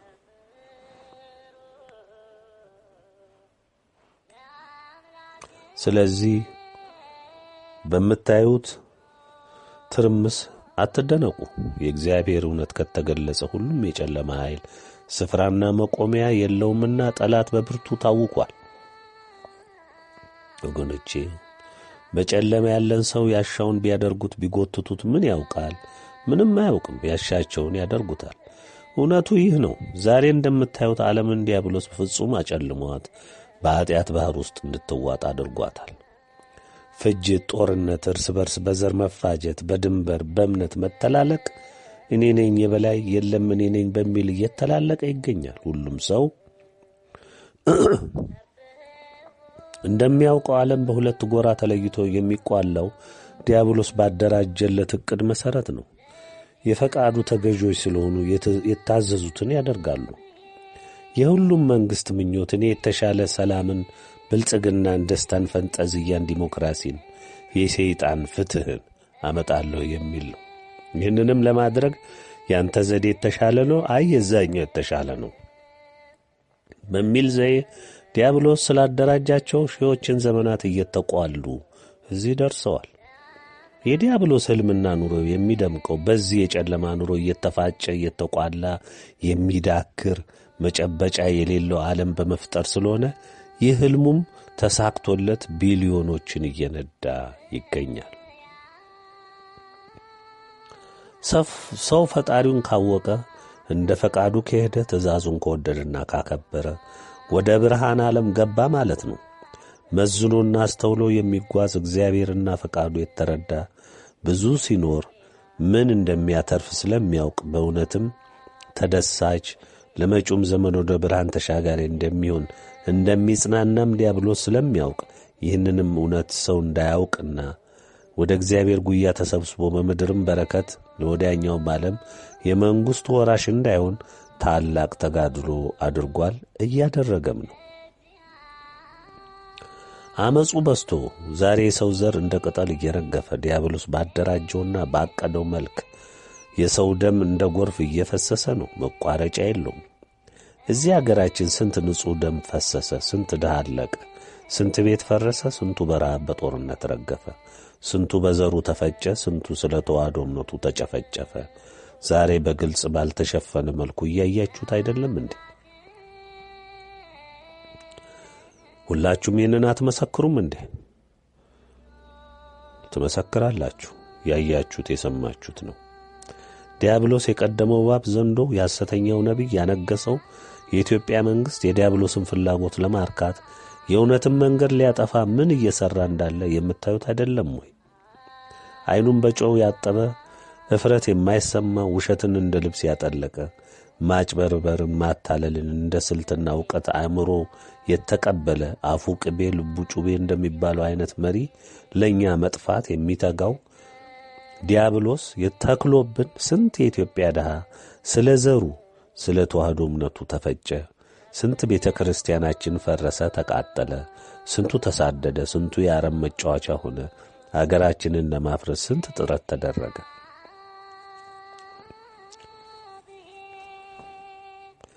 የጥፋት ሁሉ ማዕከል ኢትዮጵያ ለምን ሆነች? ግልጽና የማያሻማ ነው።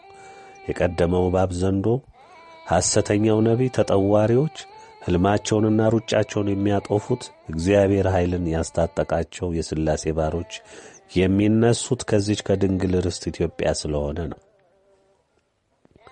የጠላታችን ሞትም ከነዝግንትሉ መጠረጉም የታወጀው ከዚህ እጅግ አብዝቶ ከሚጠላት ኢትዮጵያ ነው። ኢትዮጵያ የተወደደች የተመረጠች በዘመን ጉዞ አምላኳን ያከበረች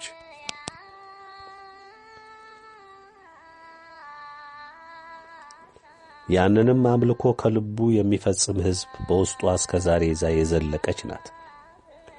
ይህ እውነት የብርሃን ዲያብሎስን ያለ ረፍት የሞት መርዶን ተሸክሞ እንዲዞር አድርጎታል። ኢትዮጵያ የሥላሴ ክብራቸው መመስገኛና መገለጫ ምድር ናት። ይህን ስንል ምን ማለታችን ነው? አሁን አምላካችን ሥላሴ ፍጥረት ሁሉ አስገኝ ፈጣሪ፣ የምድሩም የሰማዩም የሚታየውም የማይታየውም ረቂቅ ፍጥረት ሁሉ ፈጣሪ፣ በፈቃዱ ሁሉን ያጸና፣ እኛንም ወዶና ፈቅዶ በአምሳሉ የፈጠረን ጌታ በሰማይ ሁሉም ፍጥረት ያለማቋረጥ ያመሰግነዋል፣ ሌትም ቀንም። ምድርም ልታመሰግነው ይገባታል። በላይዋ ያለው ፍጥረት ሁሉ ሲያመሰግን ሰው ብቻ አምጾ ቆሟል። ይኸውም በሰማይ ክብሩንና ማዕረጉን በገዛ ትዕቢቱ የጣለው ዲያብሎስ ወደ ምድር ስለተጣለ ሰው ደግሞ ይህንን በፈጣሪው ያመፀውን ክፉ ጠላት ከመካድና ከማውገዝ ይልቅ ፈጣሪውን ክዶ የእሱ ተገዢ ሆኖ በመገኘቱና ቢመከርም ቢገሰጽም አልሰማ ስላለ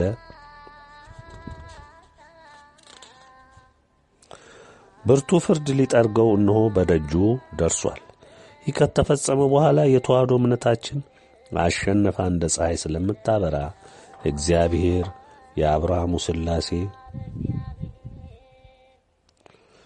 ድንግል እናታችን፣ ቅዱሳን አባቶቻችን፣ እናቶቻችን፣ ሰማዕታት፣ ቅዱሳን ሁሉ የሚነግሱባት ዓለም የግድ ትፈጠራለች።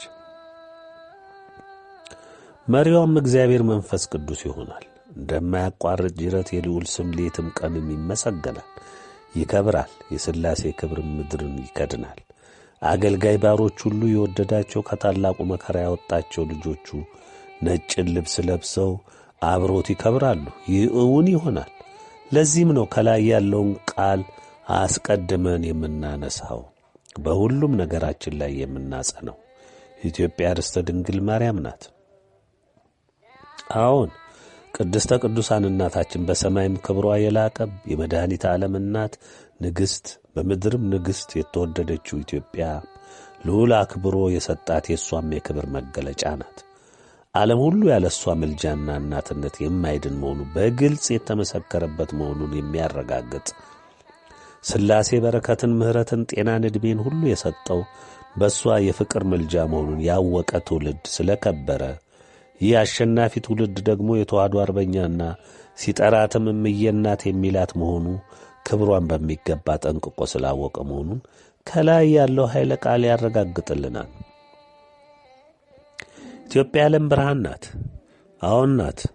ዓለም ንቀህ ነበር። ተዋህዶን ንቀህና ቃለህ ነበር። የታመነችኑትን እምነት ሐዋርያት፣ ነቢያት በደማቸው ባጥንታቸው የተፈጩላትን እምነት ልዑል የወደዳትን ያከበራትን እምነት ተዋህዶን ጠልተህ ተዋግተህ ነበር። ጠላታችን ዲያብሎስ ሁሉን ምድር ብትቆጣጠርም ኢትዮጵያን የተዋህዶን መሠረት ብትፈጫትም እንድትጠፋልህ አልሆነ። በመሆኑም ባነደድከው የእሳት ደጅ በጽናት ቆማ አምላኳን ተማምና ይህንን ሁሉ ዘመን በመዝለቋ አሸናፊ ሆናለች። ዓለም ሁሉ በምርኮ ተሰጥቷታል። በጽናቷ ለዓለም ብርሃን እንድትሆን ልዑል ከመረጣት በእኔ መረዳት እንኳን ለ15 ዓመታት ተቆጥሯል። ስለዚህ ይህ እውነት ይታወቅ ዘንድ ዘወትር በሁሉም ድርጊታችን እንገልጸዋለን። ኢትዮጵያ ዓለም ገዢ ናት።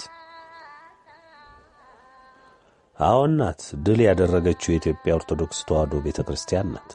ወገኖቼ እግዚአብሔር ወደዚህ ምድር ፈጥሮ እንድንኖርባት፣ እንድንመላለስባት፣ በእንግድነት እንድንኖርባት ለእሱ ለፈጠረን ባስቀመጠልን ሥርዓትና የአምልኮት ሕግ ታምና ዘመናትን በሞት ጥላ ውስጥ ጸንታ በመገኘቷ በልዑል ዘንድ አስወደዳት፣ አስከበራት፣ አሸለማት።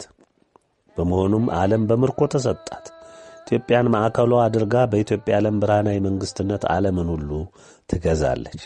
ከላይ የተገለጸ እውነት በዲያብሎስና በሚነዳቸው ጭፍሮቹ መቃብር ላይ እውን ይሆናል። ይህ በመሆኑ ይህንን እውነት በሚገባ ስላወቀና ስላረጋገጠ ዲያብሎስ ከነምንዝሩ ታውኳል። ይህ ደግሞ ግድ ነው፣ መፈጸም አለበት። የእግዚአብሔር እውነት ነውና ይፈጸማል። ዲያብሎስና ምንዝሩ ወደ መቃብሩ፣ የእግዚአብሔር ሕዝብም በድል አድራጊነት ወደ ትንሣኤው ዓለም መሸጋገር ግድ ይሆናል ማለት ነው። ይህን ለማስቀረት ዲያብሎስ የቀደመው እባብ ዘንዶ፣ ሐሰተኛው ነቢይ አለኝ የሚለውን በክህደት የገነባውን እምነቶች መናፍቅ፣ ካቶሊክ፣ እስላም፣ ምሁር፣ የኤሻው የጣዖት እምነት ወዘተ በሙሉ የማስተባበል እንዳይሰማ ማድረግ፣ ሌሎችንም ይጠቅሙኛል ያለውን ዘዴ በሙሉ ያንቀሳቅሳል። በዚህ ምድራችን ለዲያብሎስ ፍላጎት ለሆዱ ነፍሱን ያልሸጠ የለምና የሚበዛው በዚህ አባዜ የተለከፈ ነው። የሚታዘዘው ስለሞላለት ነው። ይህን ደግሞ የግድ ያደርጋል። በመሆኑም እግዚአብሔር በምድራችን ላይ ፈቃዱና ትእዛዙን የሚያስፈጽሙ ባሮችን መርጦ ወዶ አክብሮ እንዲሁም ቀብቶና ሹሞ ጨርሷል። ቀብቶና ሹሞ ጨርሷል። ለዚህ ዓላማው የተመረጡት ምርጥ ዕቃዎቹም ይህንን አውቀውና ተረድተው በየባታቸው ተቀምጠዋል። የሚሰጣቸውንም ትእዛዝ በመጠባበቅ ላይ ናቸው። ሁላችሁም እንደምታውቁት መድኃኔዓለም አባታችን ሐዋርያትን ራሳቸውን ችለው እንዲሰማሩ ለማድረግ በወሰነና እሱም ወደ አባቱ ቀኝ ሲያርግ ሰዓቱ በደረሰ ጊዜ ለሐዋርያት እንዲህ ነበር ያላቸው። ከኢየሩሳሌም ኃይልን እስክትቀበሉ ድረስ እንዳትንቀሳቀሱ ኃይልን ትለብሳላችሁ። እግዚአብሔር መንፈስ ቅዱስ አጽናኙን አስተማሪውን እልክላችኋለሁ ነበር ያለው። ዛሬም የተቀቡት የተሾሙት የእግዚአብሔር ቀዳማዊ አገልጋዮች ይህንኑ ትእዛዝ አክብረው እየተጠባበቁ እንዳለ ሁልህም የሰው ልጅ እወቅ። በንጉሠ ነገሥት ቴዎድሮስ የሚመሩ 39 ንጉሶች እንዳሉ ልታውቁ ይገባል። ከእነሱም በመቀጠል እንዲሁ በተዋረድ በልዑልና በመስፍንነት ማዕረግ የሚያገለግሉ እንደተሾሙ ልታውቁ ይገባል። የኢትዮጵያ ተዋሕዶ ኦርቶዶክስ ቤተ ክርስቲያንን የሚመሩ በቀዳማዊ አባት የሚመሩ 300 ያላነሱ አባቶች ተመርጠው የከበረውን የክህነት ሥልጣን ጨብጠው እንደ ሐዋርያት ኃይልን እስከሚቀበሉ ድረስ በበዓታቸው ተዘጋጅተው ተቀምጠዋል።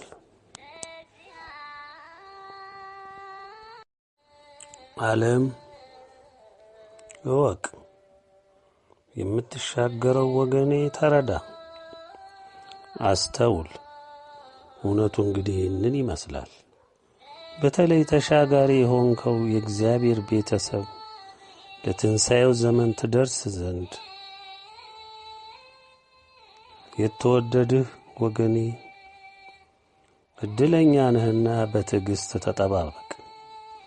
በጥርጥር ተሞልተ የዲያብሎስን የማያቋርጥ ቱልቱላ እያደመጥክ አትሳሳት። የተሰጠህንም ዕድል እንዳታመክን። የፈሰሰ ውሃ አይታፈስምና ተታለ ወደ ጠላት ጉያ ከገባ መልሰ በምንም መልኩ አታገኘውምና ተጠንቀቅ ብዬ መክርሃለሁ። ወደ ትንሣኤው ከተሸጋገርክ በኋላ ምድር ትፈወሳለች። የተሰዉ ሰማዕታት አባቶቻችን እናቶቻችን ስለ ፈሰሰው ደማቸው ስለ ደረሰባቸው ሰቆቃ ሁሉ በልጆቻቸው ይነግሣሉ። በአጸደ ገነት ሆነው ሁሉንም ክንዋኔ ያያሉ። ስለ ታመነው ስለ ቅን ፈራጁ አምላካቸው ስለ ቅን ፍርዱ ይደሰታሉ፣ ያመሰግኑታል። ልዑልም ይከብራል፣ ይነግሣል። ባሮቹ አገልጋዮቹ ይለብሱታል። በልባቸው በሐሳባቸው በነፍሳቸው ይላበሱታል። እግዚአብሔር መንፈስ ቅዱስ ልባቸው መቅደሰ ሥላሴ ነውና ይመራቸዋል። ወደ እውነት ሁሉ መንገድ እንዲጓደዱ ያደርጋል። በምድር ላይ በአንዲቷም ቀዳዳ ዲያብሎሳዊ ተግባር አይኖርም። ተነቅሎ ይጣላል። በየትኛውም የምድር ገጽታ እግዚአብሔር ያለማቋረጥ ይመሰገናል፣ ይመለካል፣ ይሰገድለታል፣ ይከብርበታል። ድንግል፣ ቅዱሳን ሊቃነ መላእክት፣ ቅዱሳን ሰማዕታት፣ የከበሩ አባቶች፣ እናቶች ሁሉ ይመሰገናሉ ዘወትር። ወገኖቼ ይህ እውነት ስለመጣ ዲያብሎስ ወዴት ይግባ? የከፋውን መርዶውን እየሰማ ወዴት ይድረስ?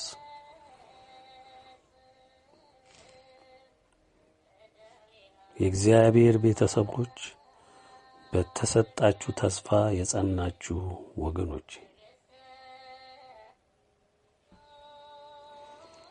ንጉሠ ነገሥት ቴዎድሮስ ማን ነው በሚለው ጥያቄ ዙሪያ ብዙ ነገሮች ተነስተዋል። በብዙ ጸሐፍቶች ዘንድ ታሪኩ እየተዛባ በመጻፍ ላይ ይገኛል። ይህ ደግሞ የሚሆነው ጠላት በሚያንቀሳቀሳቸው ዕቃዎቹ አማካኝነት ነው። ታማኝነትን ለማጥፋት የሰውን ልቡና በጥርጥር መንፈስ ለመሙላት የሚያደርገው ተግባሩ ነው። በዚህ መልክ በዚህ ዘመን በዚህ ጽሑፍ ተገለጸ ከሚባል በቀር በተጨባጭ እዚህ ነው ያለው ለማለት የቻለ የለም። አንድ ወንድማችን ተክለ ኪዳን የሚባል ካለው በስተቀር። ምክንያቱም ይህ ወንድማችን በጽዮን ማርያም በአክሱም ጽዮን ማርያም ላይ ተገኝቼ በአካል አይቻቸዋለሁ ካለው በስተቀር ሌላ ሰው ጽሑፉን ማስረጃ ይሄ ነው በዚህ ነው እያለ ከሚናገረው በስተቀር በአካል አይቻለሁ የሚል ሰው አላየንም፣ አልሰማንም ከዚህ ወንድማችን በስተቀር።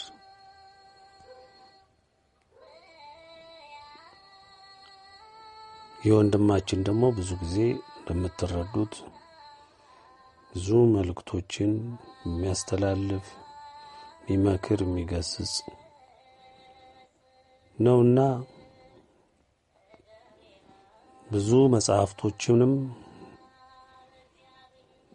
ስለ ኢትዮጵያ ትንሣኤም ስላለው ክፉ ሁኔታም ስለ ፍርድም ስለ ቅጣትም ስለዚህ ሁሉ የጻፈ ወንድማችን ነው።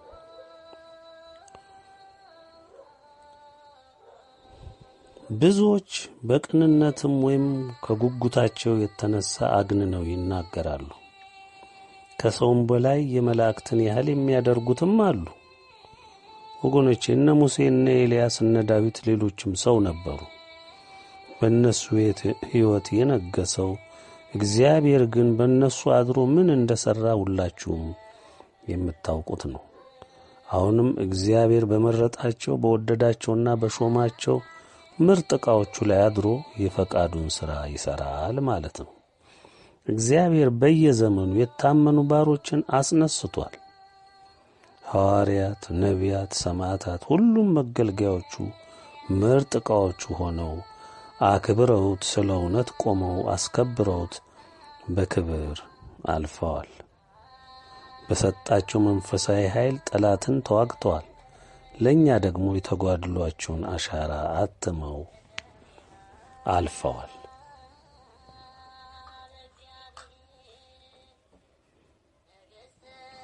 ዛሬስ ይህ ዘመን ምን ይመስላል? አሁን ምድር ከቀደሙት ዘመናት በእጅጉ ተለውጣለች።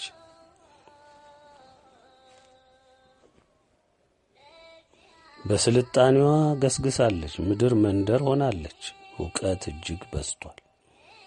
ምድራችን በሕንጻዋ፣ በመንገዷ፣ በመኪናዋ፣ በመብራቱ፣ በንግዱ፣ በአውሮፕላኑ፣ በመርከቡ ተሞልታለች። በመገናኛው ረቃለች። በሕክምናውም እንዲሁ ዘምናለች። ምድር ጠቧት ውሃውን ታስሳለች። ለዚህ ሁሉ ክንዋኔ የተጠቀመችበት ዕውቀትና ጥበብን የሚያፈልቀው አእምሮዋ ቀድሞም ለሰው ዘር የሰጠው እግዚአብሔር ነው። ሥላሴ ሰው ስለ ሠራው በጎ ነገር ቅር አላላችሁም። ነገር ግን አስገኝ የሆነው ሁሉን የፈጠረ ጌታ ሊመሰገን፣ ሊከበር፣ ሊታመን ሲገባ በፈቃዱ ላጸናው ምድር ይሁን ብሎ ወዶ ለክብሩ የፈጠረው በአምሳሉ ያነጸው ሰው የወደደው የሰው ልጅ ካደው፣ ፍጡሩን ዲያብሎስን አነገሰ። ቢወቅሰው፣ ቢመክረው፣ ቢገስጸው አልሰማ አለ። ጥንት ገና ከመጀመሪያው ሕግን ሲሰጠው አበክሮ ያስጠነቀቀው ቢኖር እኔ አምላክን ትተህ ክደህ ሌላ አማልክት እንዳታቆም፣ እኔ ቀናተኛ አምላክ ነኝ፣ የምባላ እሳት ነኝ፣ ተጠንቀቅ እንዳትስት ነበር ያለው። ይህንን እንዳይረሳ እንዳይጠፋ እግዚአብሔር በየዘመኑ የታመኑ የወደዱትን የሚታዘዙትን ባሮቹን አገልጋዮቹን እያስነሳ ወቅሷል። በንስሐ እንዲመለስ ጠርቷል። ሲብስም ገስጿል። እንደምትመለከቱት ሰው ግን አልሰማም። የሰው ትዕቢት፣ ክህደት ይበልጥ ከፋ። በእውቀቱ፣ በሀብቱ፣ በቴክኖሎጂ ውጤቱ፣ በዘመነ ቁሳቁሱ፣ ቤቱ፣ ኮምፒውተሩ፣ መኪናው፣ ለሥጋው የገነባው ምቾቱ፣ በሰማይ የሰቀለው ሳተላይቱ፣ የጦር ጀቱ፣ መርከቡ፣ ጠመንጃው፣ ታንኩ፣ የአየር መንገዱ፣ አውሮፕላኑ፣ እኒህ ሁሉ ዓለምን መንደር ስላደረጉለት በቃ እግዚአብሔር የለም አላውቀውም አለ። ምድር ተበላሸች።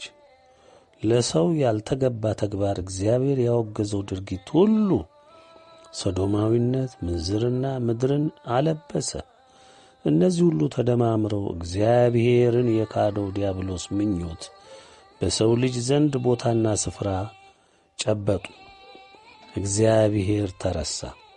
በምትኩ በሰው ልብም ሐሳብም ተግባርም የጨለማው ገዢ ዲያብሎስ ነገሰ። እግዚአብሔር ተንቋል፣ ተክዷል፣ ተጠልቷል፣ የለምም ተብሏል። ስሙንም የሚያነሳ የመጥፋት ያህል ሆኗል።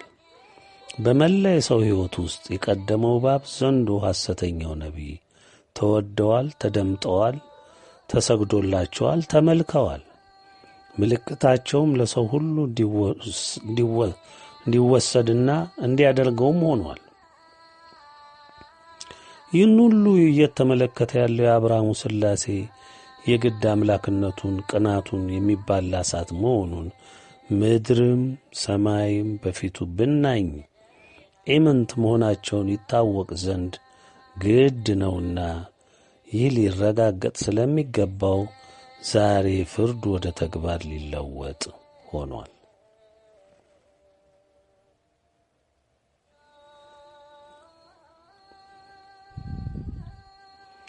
ጌታ ገና ዓለም እዚህ ደረጃ ሳትደርስ አሁን ወዳለችበት ዘመን ሳትቀርብ እንኳን በውኗ በሕልሟም ይሆናል ብላ ባላሰበችበት ሰዓት የሰው ልጅ እጅግ እንደሚያጠፋ እሱንም እንደሚክድ ገልጾ ተናግሯል። ያለው አልቀረም። የሰው ትዕቢት ገንፍሎ ፈሰሰ። አባቶችም ይህንን እንደሚሆን ከእግዚአብሔር እንደተነገራቸው ልክ እውነቱን ሲመሰክሩ ኖረው አልፈዋል። ዛሬም ይኸው በመመስከር ላይ አሉ። የእውነት መንገድ፣ የጽድቅ ጎዳና እጅግ ጠባብ ናት። በዚቹ በጠበበችው መንገድ ለመግባት ታገሉ ነበር ልዑል ያለው። ሰፊው መንገድ እጅግ ሰፊ ነው። እጅግ ብዙ ሕዝብ ይሄድበታል። ያ ደግሞ ወደ ጨለማ የሚወስድ የዲያብሎስ መንገድ ነው። ታዲያ ይህ አልሆነም ሆኗል ወገኖቼ። በመሆኑም ዛሬ ጽዋው በመሙላቱ በጠላት ሰፈር ውቅታ ሆኗል። ምድር ታውካለች፣ ሰላም ጠፍቷል። በሽታ፣ ጦርነት፣ ፍጅት፣ ግጭት ነግሷል። የተፈጥሮ አደጋ ዘወትሮ መምጣት ጀምሯል። ሰው ግን እነዚህ ምልክቶች ሁሉ አላስደነገጡትም። አብሶት ወደ ጥፋቱ ገፍቷል። ኢትዮጵያ የዓለም ብርሃን ለ15 ዓመታት የወቅቱን ሁኔታ በግልጽ በመግለጽ የንጉሠ ነገሥት ቴዎድሮስ መምጣት ኢትዮጵያም ዓለምን በእምነቷ ማሸነፏን በማብሰር ዓለም ከጥፋቱ እንዲመለስ ንስሐ እንዲገባ በኢትዮጵያ ለሚጸናው ብርሃናዊ የዓለም መንግሥት እጁን ለመስጠት እንዲዘጋጅ ፈጣሪውን ይቅርታ እንዲጠይቅ ተመክሯል። አልሰማም። በትዕቢቱ ገፋ። እንግዲህ ምን ይደረግ? ለነገር መጀመሪያም መጨረሻም ስላለው ዛሬ የመጨረሻው መጀመሪያ መግለጽ ግድ ሆነ። እስከ ዛሬ ዲያብሎስ መልካሙን ነገር በማጣመም በተቻለው መጠን የእግዚአብሔርን እውነት መላው የሰው ልጅ እንዳይቀበለው እንደ ተረት እንዲቆጥረው እንዲያየው ብርቱ ጥረት አድርጓል።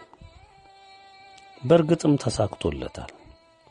የሰው ብርቱና ደካማ ጎኑ ሥጋው ነውና ይህን የሥጋ ፍላጎቱን ለመምላት የማያደርገው ጥረትም የለምና ይህን ድግመቱን በመጠቀም ዲያብሎስ ወደ ጨለማው መንገድ ሲነዳውና ከፈጠረው አምላክ ሕግና ሥርዓት እንዲወጣ እንዲክድም ሊያደርገው ችሏል። በረጅም ዘመን የፕሮፓጋንዳ የውሸት ትርክት፣ የማይጨበጥ ተስፋ፣ የተፋለሰ ታሪክ ደርቶ በሳይንስና በፍልስፍና የታጀለ ብርዝ ታሪክ እንደ እውነት ሲሰብክ በመኖሩ የሚበዛው የአዳም ዘር በእውቀት ጭምብል ተጠቅልሎ እውነትን ሳያውቃት እስከ ወዲያኛው ተሰናብቷል። የጠላት ትግል የማያምን የእግዚአብሔርን እውነት የማይፈልግ በሥጋ ፍላጎት የታሰረ ዓላማ ቢስ ትውልድ ፈጥሮ መንዳት ነበርና ይህንንም አሳክቷል። እግዚአብሔር ሰውን ሲፈጥር አልቆ በአምሳሉ አድርጎ ነው የፈጠረው። ሰው የሚያስብ፣ የሚመዝን፣ የሚረዳ፣ የሚያስረዳ፣ የሚያስተውል፣ የሚገነዘብ አእምሮ ሰጥቶ ነው የፈጠረው። እንደ እንስሶች ግራ ቀኝ እንደማያዩት አድርጎ አልፈጠረውም። አክብሮ አልቆ ፈጠረው እንጂ ክፉና በጎ የሚለይ ጨለማን ከብርሃን የሚለይ አስተውሎ የሚያይ አእምሮ አጎናጸፈው። በአምሳሉም ፈጠረው። ሲያዘውም የምድርን ፍጥረት ሁሉ አስገዝቶለታል። እንዲህም ብሎ አዘዘው፣ ክፉንና በጎን ጨለማና ብርሃኑን ለይተህ ወደ ወደድከው አእምሮህ አውጥቶ አውርዶ ወደ ወሰነው እጅህን ስደድ አለው። በውጤቱም ደግሞ ኃላፊነቱን ትወስዳለህ እንደ ምርጫህ። በዚያም ተንተርሶ እንደ ተከተልከው ውሳኔ በውሳኔህም እንደ ተገበርከው ተግባር ትዳኛለህ። በዚህም ውስጥ ስህተትን ተረድተህ ንስሐ ከገባህ ባደረግኸው ከተጸጸትክ እምርሃለሁ። በሌላ መልኩ በብርሃን በመልካሙ ከሄድክ ተመስግነህ ተወደህ ተባርከህ በእኔ ታምነሃልና እኔንም ትፈራለህና እውነትንም አጽንተሃልና እኔንም አምልክሃልና ከክፉ ምግባር ርቀሃልና የካደኝን ክድሃልና ያልተገዛልኝን አንተም አልተገዛለትም አውግዘኸዋልና በዚህም ምክንያት የታመንክ ባሪያዬ ነህ። ስለዚህ ወድጄሃለሁ፣ እክስሃለሁ፣ አጸድቅሃለሁ፣ አከብርሃለሁ አለው። ከዚህ ተጻራሪ ከቆምክ ደግሞ ምክሬን ጠልተህ እኔን ክደህ በትዕቢት ተሞልተህ ጨለማን አንግሰህ የዚህን ዓለም ገዢ አምላክህ አድርገህ ለጥፋት ቆመህ ክፋትን አንግሰህ ፈጣሪን አላውቅም ነፍሴ በዚህ ምድር ተደሰች ብለህ ከሆዳቸው ውጪ እንደማያስቡ እንስሶች ሆድህን አምላክ አድርገህ በምድር ጥበብ ተመክተህ አምልከህ እኔን የፈጠርኩን ንቀህ ትእዛዜን አቃለህ በገዛ ምኞትህ ሄደህ መጸጸትን ጠልተህ ከዲያብሎስ ተቆራኝተህ ስለ ጸናህ ፍርዴ ይከተላል ያካትታል። እኔ ቅን ፈራጅ ነኝና እንደ ልብህ ድንዳኔ እፈርድብሃለሁ አለው። እውነቱ ይህ ነው። ይህን እውነት ለመላው አዳም ዘር በዚህ ክፉ ዘመን ከዛሬ 15 ዓመታት ጀምሮ በኢትዮጵያ ዓለም ብርሃን መልእክታት ተገለጸልህ፣ ተነገረህ። አልሰማህም፣ ናቅህ። ልትድን አልወደድክም። ከዚህም በላይ ምን ይደረግ?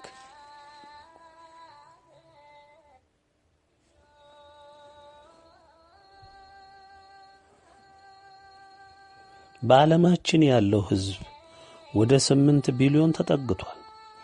ከዚህ ውስጥ በእኔ እሳቤ 100 ሚሊዮን የማይሞላ ሕዝብ ነው ለፈጣሪው ፈቃድ በመገዛት ላይ ያለው ተብሎ ይታመናል።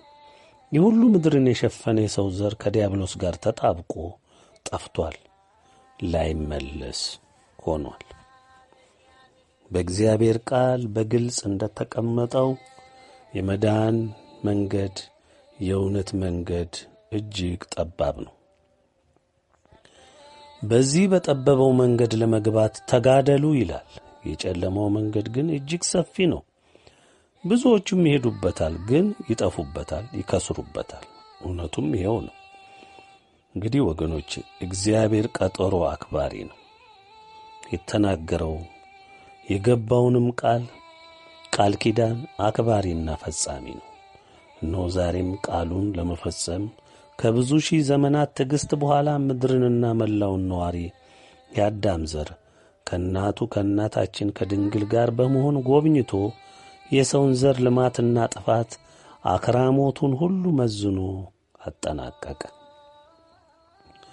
ከላይ እንደገለጽኩት የሰው ልጅ እንደ ምርጫው ተሰማርቶ ስለጠበቀው በዚያው መሠረት እንደ መጸጸቱ እንዲሁም እንዳለመጸጸቱ እንደ ልቡ ጥንካሬና እንደ ቅንና የዋህነቱ ፍርዱን አጸና። በዚህም መሠረት ለቅዱሳን ሊቃነ መላእክት የአፈጻጸም ትእዛዝ ሰጠ። ከዚህ ውሳኔና ትእዛዝ አዘል መልእክት መውጣት በኋላ የመላውን ዓለም ሁኔታ ታየዋለህ። ምን አይነት የዓለም ጥፋት እንደሚከናወን በእርግጥ ታየዋለህ። ደግሜ ልናገረው ይህን ቃል። ከዚህ ውሳኔና ትእዛዝ አዘል መልእክት መውጣት በኋላ የመላውን ዓለም ሁኔታ ታየዋለህ። ምን አይነት የዓለም ጥፋት እንደሚከናወን በእርግጥ ታየዋለህ። ትንቢት የተነገረላቸውን ለበጎው ቀን ያተማቸውን የወደዳቸውን ያጸደቃቸውን ያከበራቸውን ሁሉ በግንባራቸው አተመ። ለአገልግሎቱ በግንባር ለሚሰለፉት በብርሃናዊ ሕጉ ለሚያገለግሉት ሹመትን ሰጠ፣ ቀባ። የገዥነት የመምራት ሥልጣንና የግርማ ሞገስን ጸጋ ሰጠ። ዘውዳቸውንም ከቀዳማይ አገልጋይ ባሪያው ንጉሠ ነገሥት ቴዎድሮስ ጀምሮ በተዋረድ ለተሾሙትና ለተቀቡት ሁሉ ጫነላቸው። ኃይላቸውም እንዲሁ ተዘጋጀ።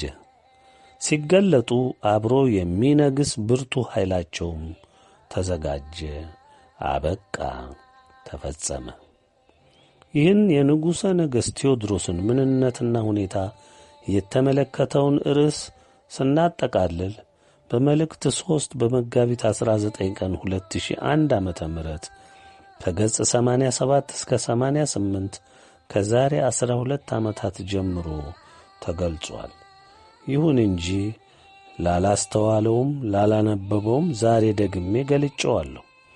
እንኳን ስለ ንጉሠ ነገሥት ቴዎድሮስ ስለ ሁሉም ሥርዓተ አገዛዝ በግልጽ በዚሁ መልእክት 3 ተገልጿል። ዓለም 21 ግዛት አስተዳደር 21 ገዢ ንጉሶችም እንደሚኖሩ አንድ ንጉሠ ነገሥት 18 ንጉሶች በተለያየ ከፍተኛ የአገልግሎት ስፍራ እንደሚሰየሙ ዛሬም ላረጋግጥላችሁ ወዳለሁ። ሁሉም መንግስታት ሁሉም ቀዳማይ እረኞች ወይም አባቶች ማዕከላቸው፣ መቀመጫቸው፣ መንበራቸው እዚህ ኢትዮጵያ ይሆናል። ማዕከላቸውም እዚሁ ይገነባል። ዓለምን የምትመራው ኢትዮጵያ የተወደደች የተባረከች ምድር፣ የመጽናኛ አገር ትሆናለች። ዓለም ለኢትዮጵያ ይገዛል፣ ይገብራል፣ በብርሃናዊ አገዛዟ ጥላ ውስጥ ያርፋል።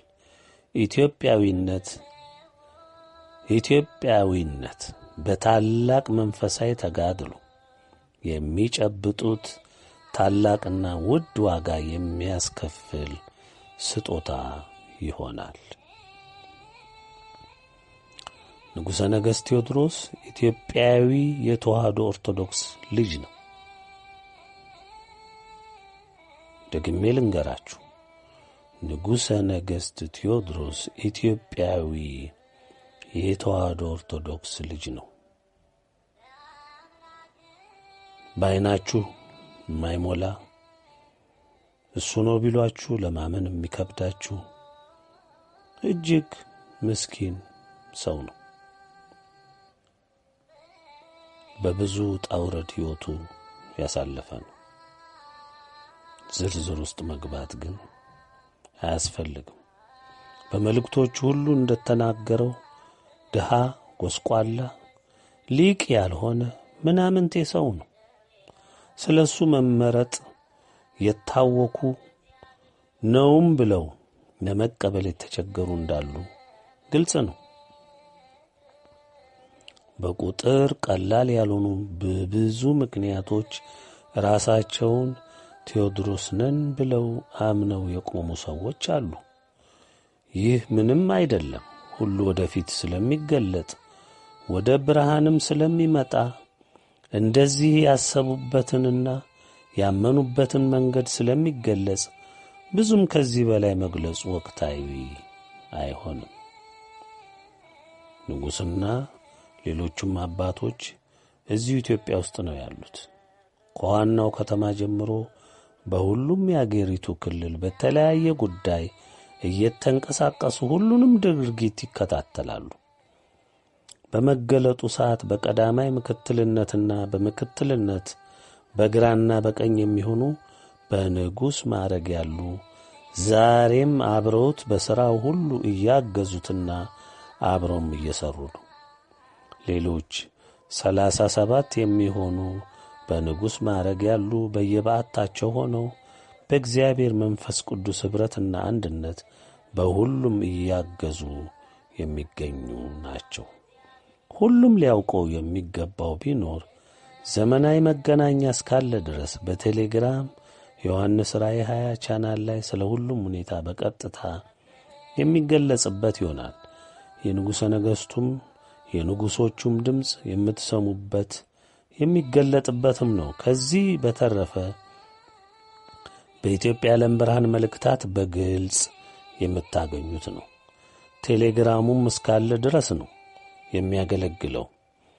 ከዚህ ውጭ የሚመጣ ነገር የለም። ተስፋ የምታደርጉት የኢትዮጵያ ትንሣኤም ሆነ የንጉሠ ነገሥት ቴዎድሮስና አብረውት የሚገለጡት ንጉሶች እንዲሁም የኢትዮጵያ ኦርቶዶክስ ታላላቅ አባቶች መላውን ዓለም በተዋህዶ እምነት የሚመሩት በይፋ የሚገለጽበት የሚታወቅበት ይኸው መንገድ ብቻ ነው። ከዚህ በዘለለ ሌላ እውነት አለን ካላችሁ በርቱ፣ ቀጥሉበት እንላለን። ዳኛው በሰማይ በመንበሩ ሆኖ ሁሉንም ስለሚመለከት እንደየታመነበት ፍርዱም ትእዛዙም አብረው ይገለጣሉ። በሌላ በኩል እንደ እውነቱ ከሆነ እኔን ለምትቃወሙ ቅሬታም የለብኝ። እኔ ዛሬም ነገም የምለው የማምነው የምረዳው አምላኬም ያስተማረኝ እውነትና እውነትን ብቻ መግለጽ ነው። ስለዚህ እኔ ከሁሉ የማንስ ነኝ። በሁሉም ገጽታ ከእኔ ትበልጣላችሁ ብዬ አስባለሁ። ግን በምን መስፈርት እኔን እንደመረጠ እኔም ስለማልረዳ እናንተ ቅር የተሰኛችሁ ሁሉ መድኃኔ ዓለምን ድንግልን ጠይቁ፣ መልስን ታገኛላችሁ። ይህን ያልኩት በዚህ ምክንያት እንዳትሰናከሉ በማሰብ ነው። ወገኖቼ እኔ ሥራ የለኝም፣ ምግባር የለኝም፣ ዕውቀትም የለኝም። እግዚአብሔር የፈጠረኝ ምስኪን ድሃ ሰው ነኝ። በዕውቀት፣ በሀብት፣ በጥበብ፣ በማስተዋልም በዚህ ሁሉ ከሁሉም የማንስ ነኝ። እግዚአብሔር ያስተማረኝ፣ እግዚአብሔር የመከረኝ፣ በጎዳናውም በክፉም በውጣ ውረዱም ሁሉ የመራኝ ስለ ስሙ፣ ስለ ክብሩ፣ ስለ ቃሉ፣ ስለ ሕጉ፣ ስለ ጸናው ፈቃዱ ጸንቼ ቆሜ አገለግለው ዘንድ እታመንለት ዘንድ እታመንበትም ዘንድ ነው ያስተማረኝ እግዚአብሔር። እግዚአብሔር ያስተማረኝ ትዕግስትን ነው። እግዚአብሔር ያስተማረኝ ትሕትናን ነው። እግዚአብሔር ያስተማረኝ ባለመታከትና ባለመሰልቸት ባሮቹን ልጆቹን የወደዳቸውን ያከበራቸውንም ሁሉንም በቅንነት በታማኝነት በትሕትና አብዝቶም በፍቅር እንዳገለግላቸው ወደ በጎ መንገድ ሁሉ እንድመራቸው ጎዳናውን ሁሉ እንዳመላክት ስለ እነሱም ተግቼ እንድሠራ ከሱም ፈቃድ እንዳይወጡ ለማድረግ እሱ እንደመከረኝ ለማገልገል ለመውጣት ለመውረድ ብቻ ነው። እኔም ባዶነቴን ይዤ በፊቱ ነው ያለሁት። እሱ በእኔ ውስጥ በሚሠራው ሥራ በሚሞላው መንፈሱ እየተመራው የእሱን እውነት የእሱን ፈቃድ የእሱን ትእዛዝ በፊታችሁ የኔን ባዶነት ጨምሬበት እግዚአብሔርን እንድትመለከቱ ለማገልገል ለመጣር ነው። ከዛ በተረፈ በዚች ምድር ላይ እኔ የምፈልገው ነገር የለኝም። ለቀሪ ዕድሜን እግዚአብሔር ለወደደን ሁላችንንም በደላችንን ከድኑ፣ ጥፋታችንን ሁሉ ከድኑ፣ ምናምንቴነታችንን ሳይቆጥር አክብሮን የዘላለም ሕይወትን እንድንወርስ አረጋግጦ ለወደደን በእናቱ ፍቅር ሁሌ ለሚያጽናናን እግዚአብሔር አምላካችን የአብርሃሙ ሥላሴ ከዘመናት ሁሉ ጀምሮ የሰው ልጅ በፍቅር እየመከረ እያስተማረ የመጣ ኃያሉ እግዚአብሔር አብ፣ እግዚአብሔር ወልድ፣ እግዚአብሔር መንፈስ ቅዱስ አንዱ አምላካችን እኔም እያገለገልኩት የቺን ቀሪ ዘመኔን የአቅሜን አበርክቼ ከዛ በኋላ እንደ ፈቃዱ ሁሉ ነገር ጸንቶ ካየሁ የኔ ሽልማቴ ይሄ ነው። ከዚህ ምድር ከዛ በኋላ ብሰናበት በደስታ እምሞላ ነኝ፣ እምመኘውም ነኝ። ይህንንም ነው የምጠብቀው። እንግዲህ ደግሜ ብዙ ላታክታችሁ ልናገራችሁ አልፈልግም። ብዙ ታላላቅ አባቶች፣ ብዙ ታላላቅ አዋቂዎች፣ ብዙ መንፈሳዊ ተጋድሎ ያደረጉ በቅድስናቸው በሕይወታቸው ታላላቅ የሆኑ ሰዎች አሉ። በምንም መንገድ በእነሱ ጫማ እኛ ልንደርስ አንችልም። አሁንም በሕይወት አሉ፣ አሁንም ይመላለሳሉ። እግዚአብሔርም የሚወዳቸው ናቸው። ይሁንና እኛ ደግሞ ምንም የሌለን ነን፣ ምስኪኖች ነን። እነሱ ባሉበት መንፈሳዊ ብቃት እኛ የለንም።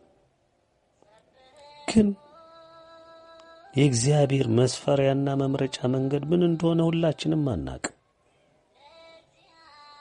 እሱ የራሱ መለኪያ ስላለው። ስለዚህ ወገኖቼ ማንኛችንም አንዱ ባንዱ እንዳይሰናከል ልንጠነቀቅ ይገባል።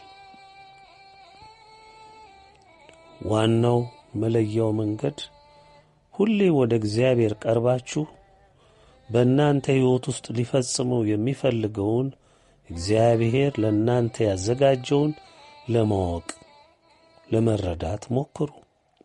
እግዚአብሔር አይደብቅም፣ የፍቅር አምላክ ነው። በትሕትና ቅረቡ። ባሰማራችሁ በመደባችሁ ይሆነኛል፣ ይጠቅመኛል ብላችሁ በራሳችሁ በወሰናችሁት ሳይሆን እሱ በወሰነላችሁ እሱ ፈቃዱ በሆነው መንገድ ልታገለግሉት ወስኑ።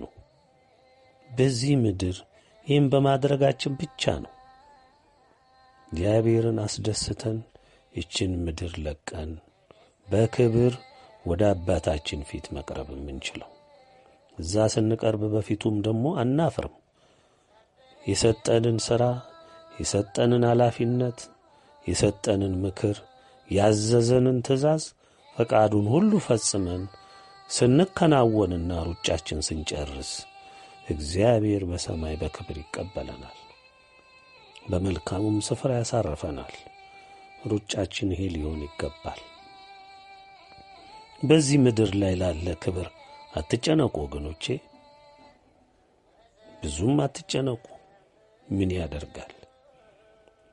እዚህ የሚሰጠው ማንኛውም ነገር ሁሉ እዚሁ የሚቀር ነው። እዚሁ የሚደረግ ነገር ሁሉ እዚሁ የሚቀር ነው። እዚህ የሚደረጉ የሚከናወኑ ድርጊቶች ሁሉ ግን ጥቅማቸው አንድ ነው። እሱም በሰማይ ተጽፈው መገኘታቸው ነው። በእግዚአብሔር ዘንድ በፊቱ በሁሉም ፍጥረት ፊት ይነበባሉ፣ በግልጽ ይታያሉ። እግዚአብሔር በምድር ላደረግነው ተጋድሎ ዋጋ ይከፍላል። በቃ እውነቱ ይሄ ነው ወገኖቼ። ንጉሥ ዳዊትን ልዑል ሲመርጠው ታላላቅ ወንድሞቹን እንዳላስደሰተ ሁሉ ሳሙኤልንም ግራ አጋብቷል። ጌታ ግን ለሳሙኤል መልስ ሰጥቶታል። መልሱም እግዚአብሔር ልብን እንደሚያይ ውጫዊ ገጽታን እንደማይመለከት አረጋግጦለታል። ነቢያትን በተለይም ሐዋርያትን ጌታ የመረጠው ከተናቀው ስፍራ እንደሆነ ሁሉም የሚያውቀው ነው።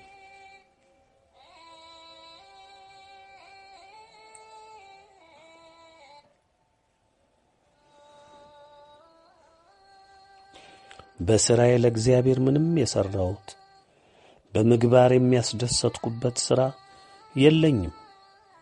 አሁንም ደግሜ ነው ይህንን እምላችሁ። በሥራዬ ለእግዚአብሔር ምንም የሠራሁት በምግባር የሚያስደሰትኩበት ሥራ የለኝም። ምናልባት በአንድ ነገር ብቻ አስቦኝ ይሆናል ብዬ እገምታለሁ። እሱም የፈጠረኝን አምላኬን ከከፋው ኃጢአቴ ያዳነኝን እንደ ሰው የቈጠረኝን አምላኬን ውዳቂ ነው ብላ ያልተወችን እናቴን ድንግልን አብዝቼና በፍጹም ልቤ ወዳችኋለሁ።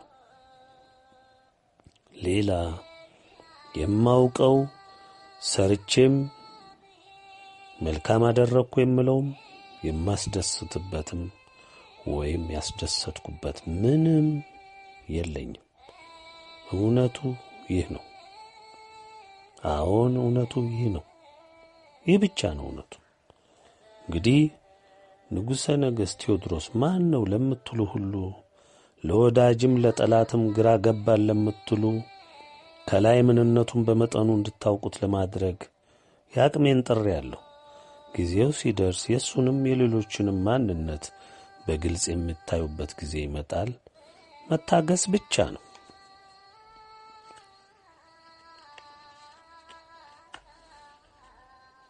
አንድ ነገር እርግጥ እንዲሆንላችሁ የምፈልገው ሁሉንም እውነት መገለጽም ቢሆን በራእይ ዮሐንስ 20 ቻናል ላይ በልጃችን በተከፈተው ገጽ ላይ የምትሰሙት ይሆናል።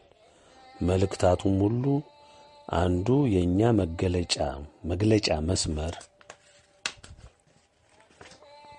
ናቸው። እነዚህም ሁሉ በመከራው ክብደት ቢዘጉ ሌላ መንገድ እናዘጋጃለን። በዚያ ሰዓት መነቃነቅ ቀርቶ መደበቂያ የሚያጣው ከሃዲው ትውልድ ይጨነቅ እንጂ እኛ እውክታ የለብንም።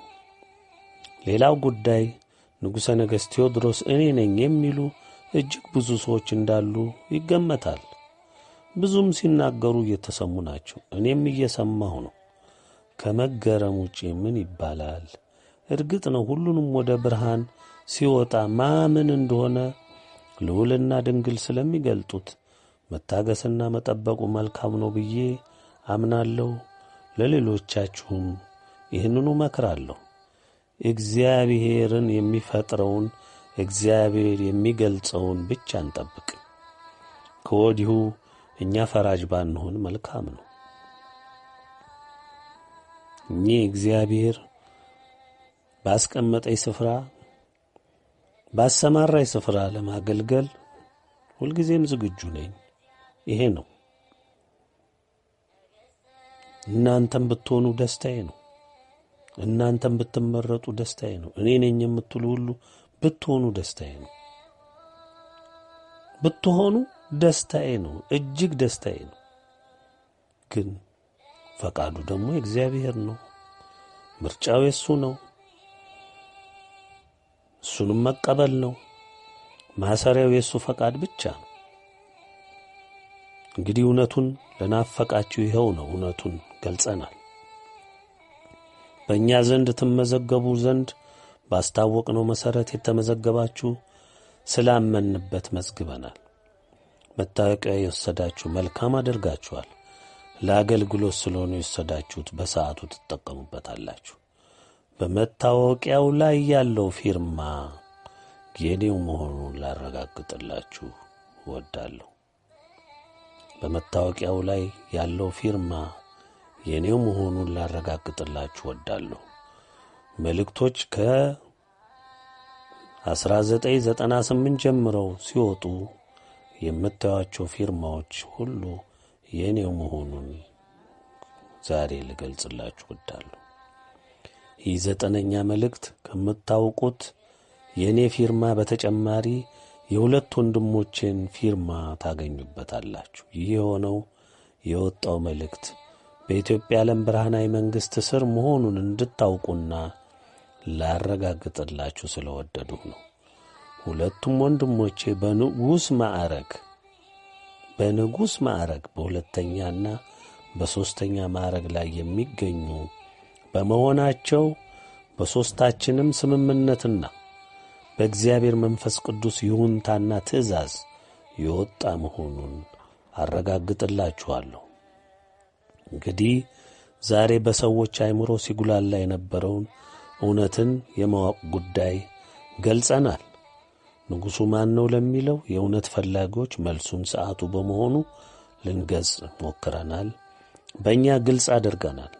መቼም ያለንበት ዘመን የጨለማ ዘመን ነውና ስለ ብርሃን ሲነገረው መልሶ ስለ ኖረበት ጨለማ ታላቅነት የሚሰብክ ትውልድ ነውና ምድርንም የሸፈነው ይኸው ትውልድ ነው።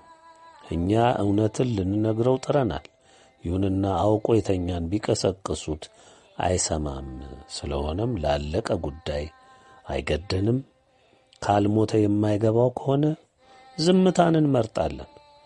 ቀኑም ሰዓቱም ከፊታችን ያለ ስለሆነ እሳቱ ሲከድን የት ተቁሞ እንደሚከራከር ወዴትስ ሄዶ በትዕቢት እንደሚገሰል እሱ ራሱ ይወቀው። በመጨረሻም በዚህ ጉዳይ በእኔነት ወይም በክህደት ባለማመን ወይም በግነት ብቻ ዛሬ ከገለጽንላችሁ ውጪ እውነት አለን የምትሉ ሁሉ እንደ ፈቀዳችሁ ቀጥሉበት። እርግጡ ሲገለጥና ሲታይ እንዳለመታዘዝ ልክ የሚመጥን ፍርድ ከልዑልም ከድንግልም እንደሚያስከትል በእርግጥ ልትረዱ ይገባል። መልካም መረዳት ይሁንላችሁ።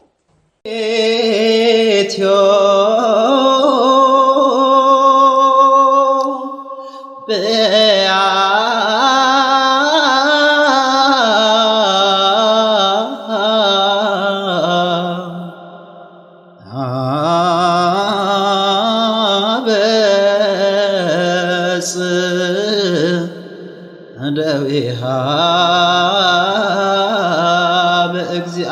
በእግዚአብሔር ንግሥተ ምድር ሰብሕዎ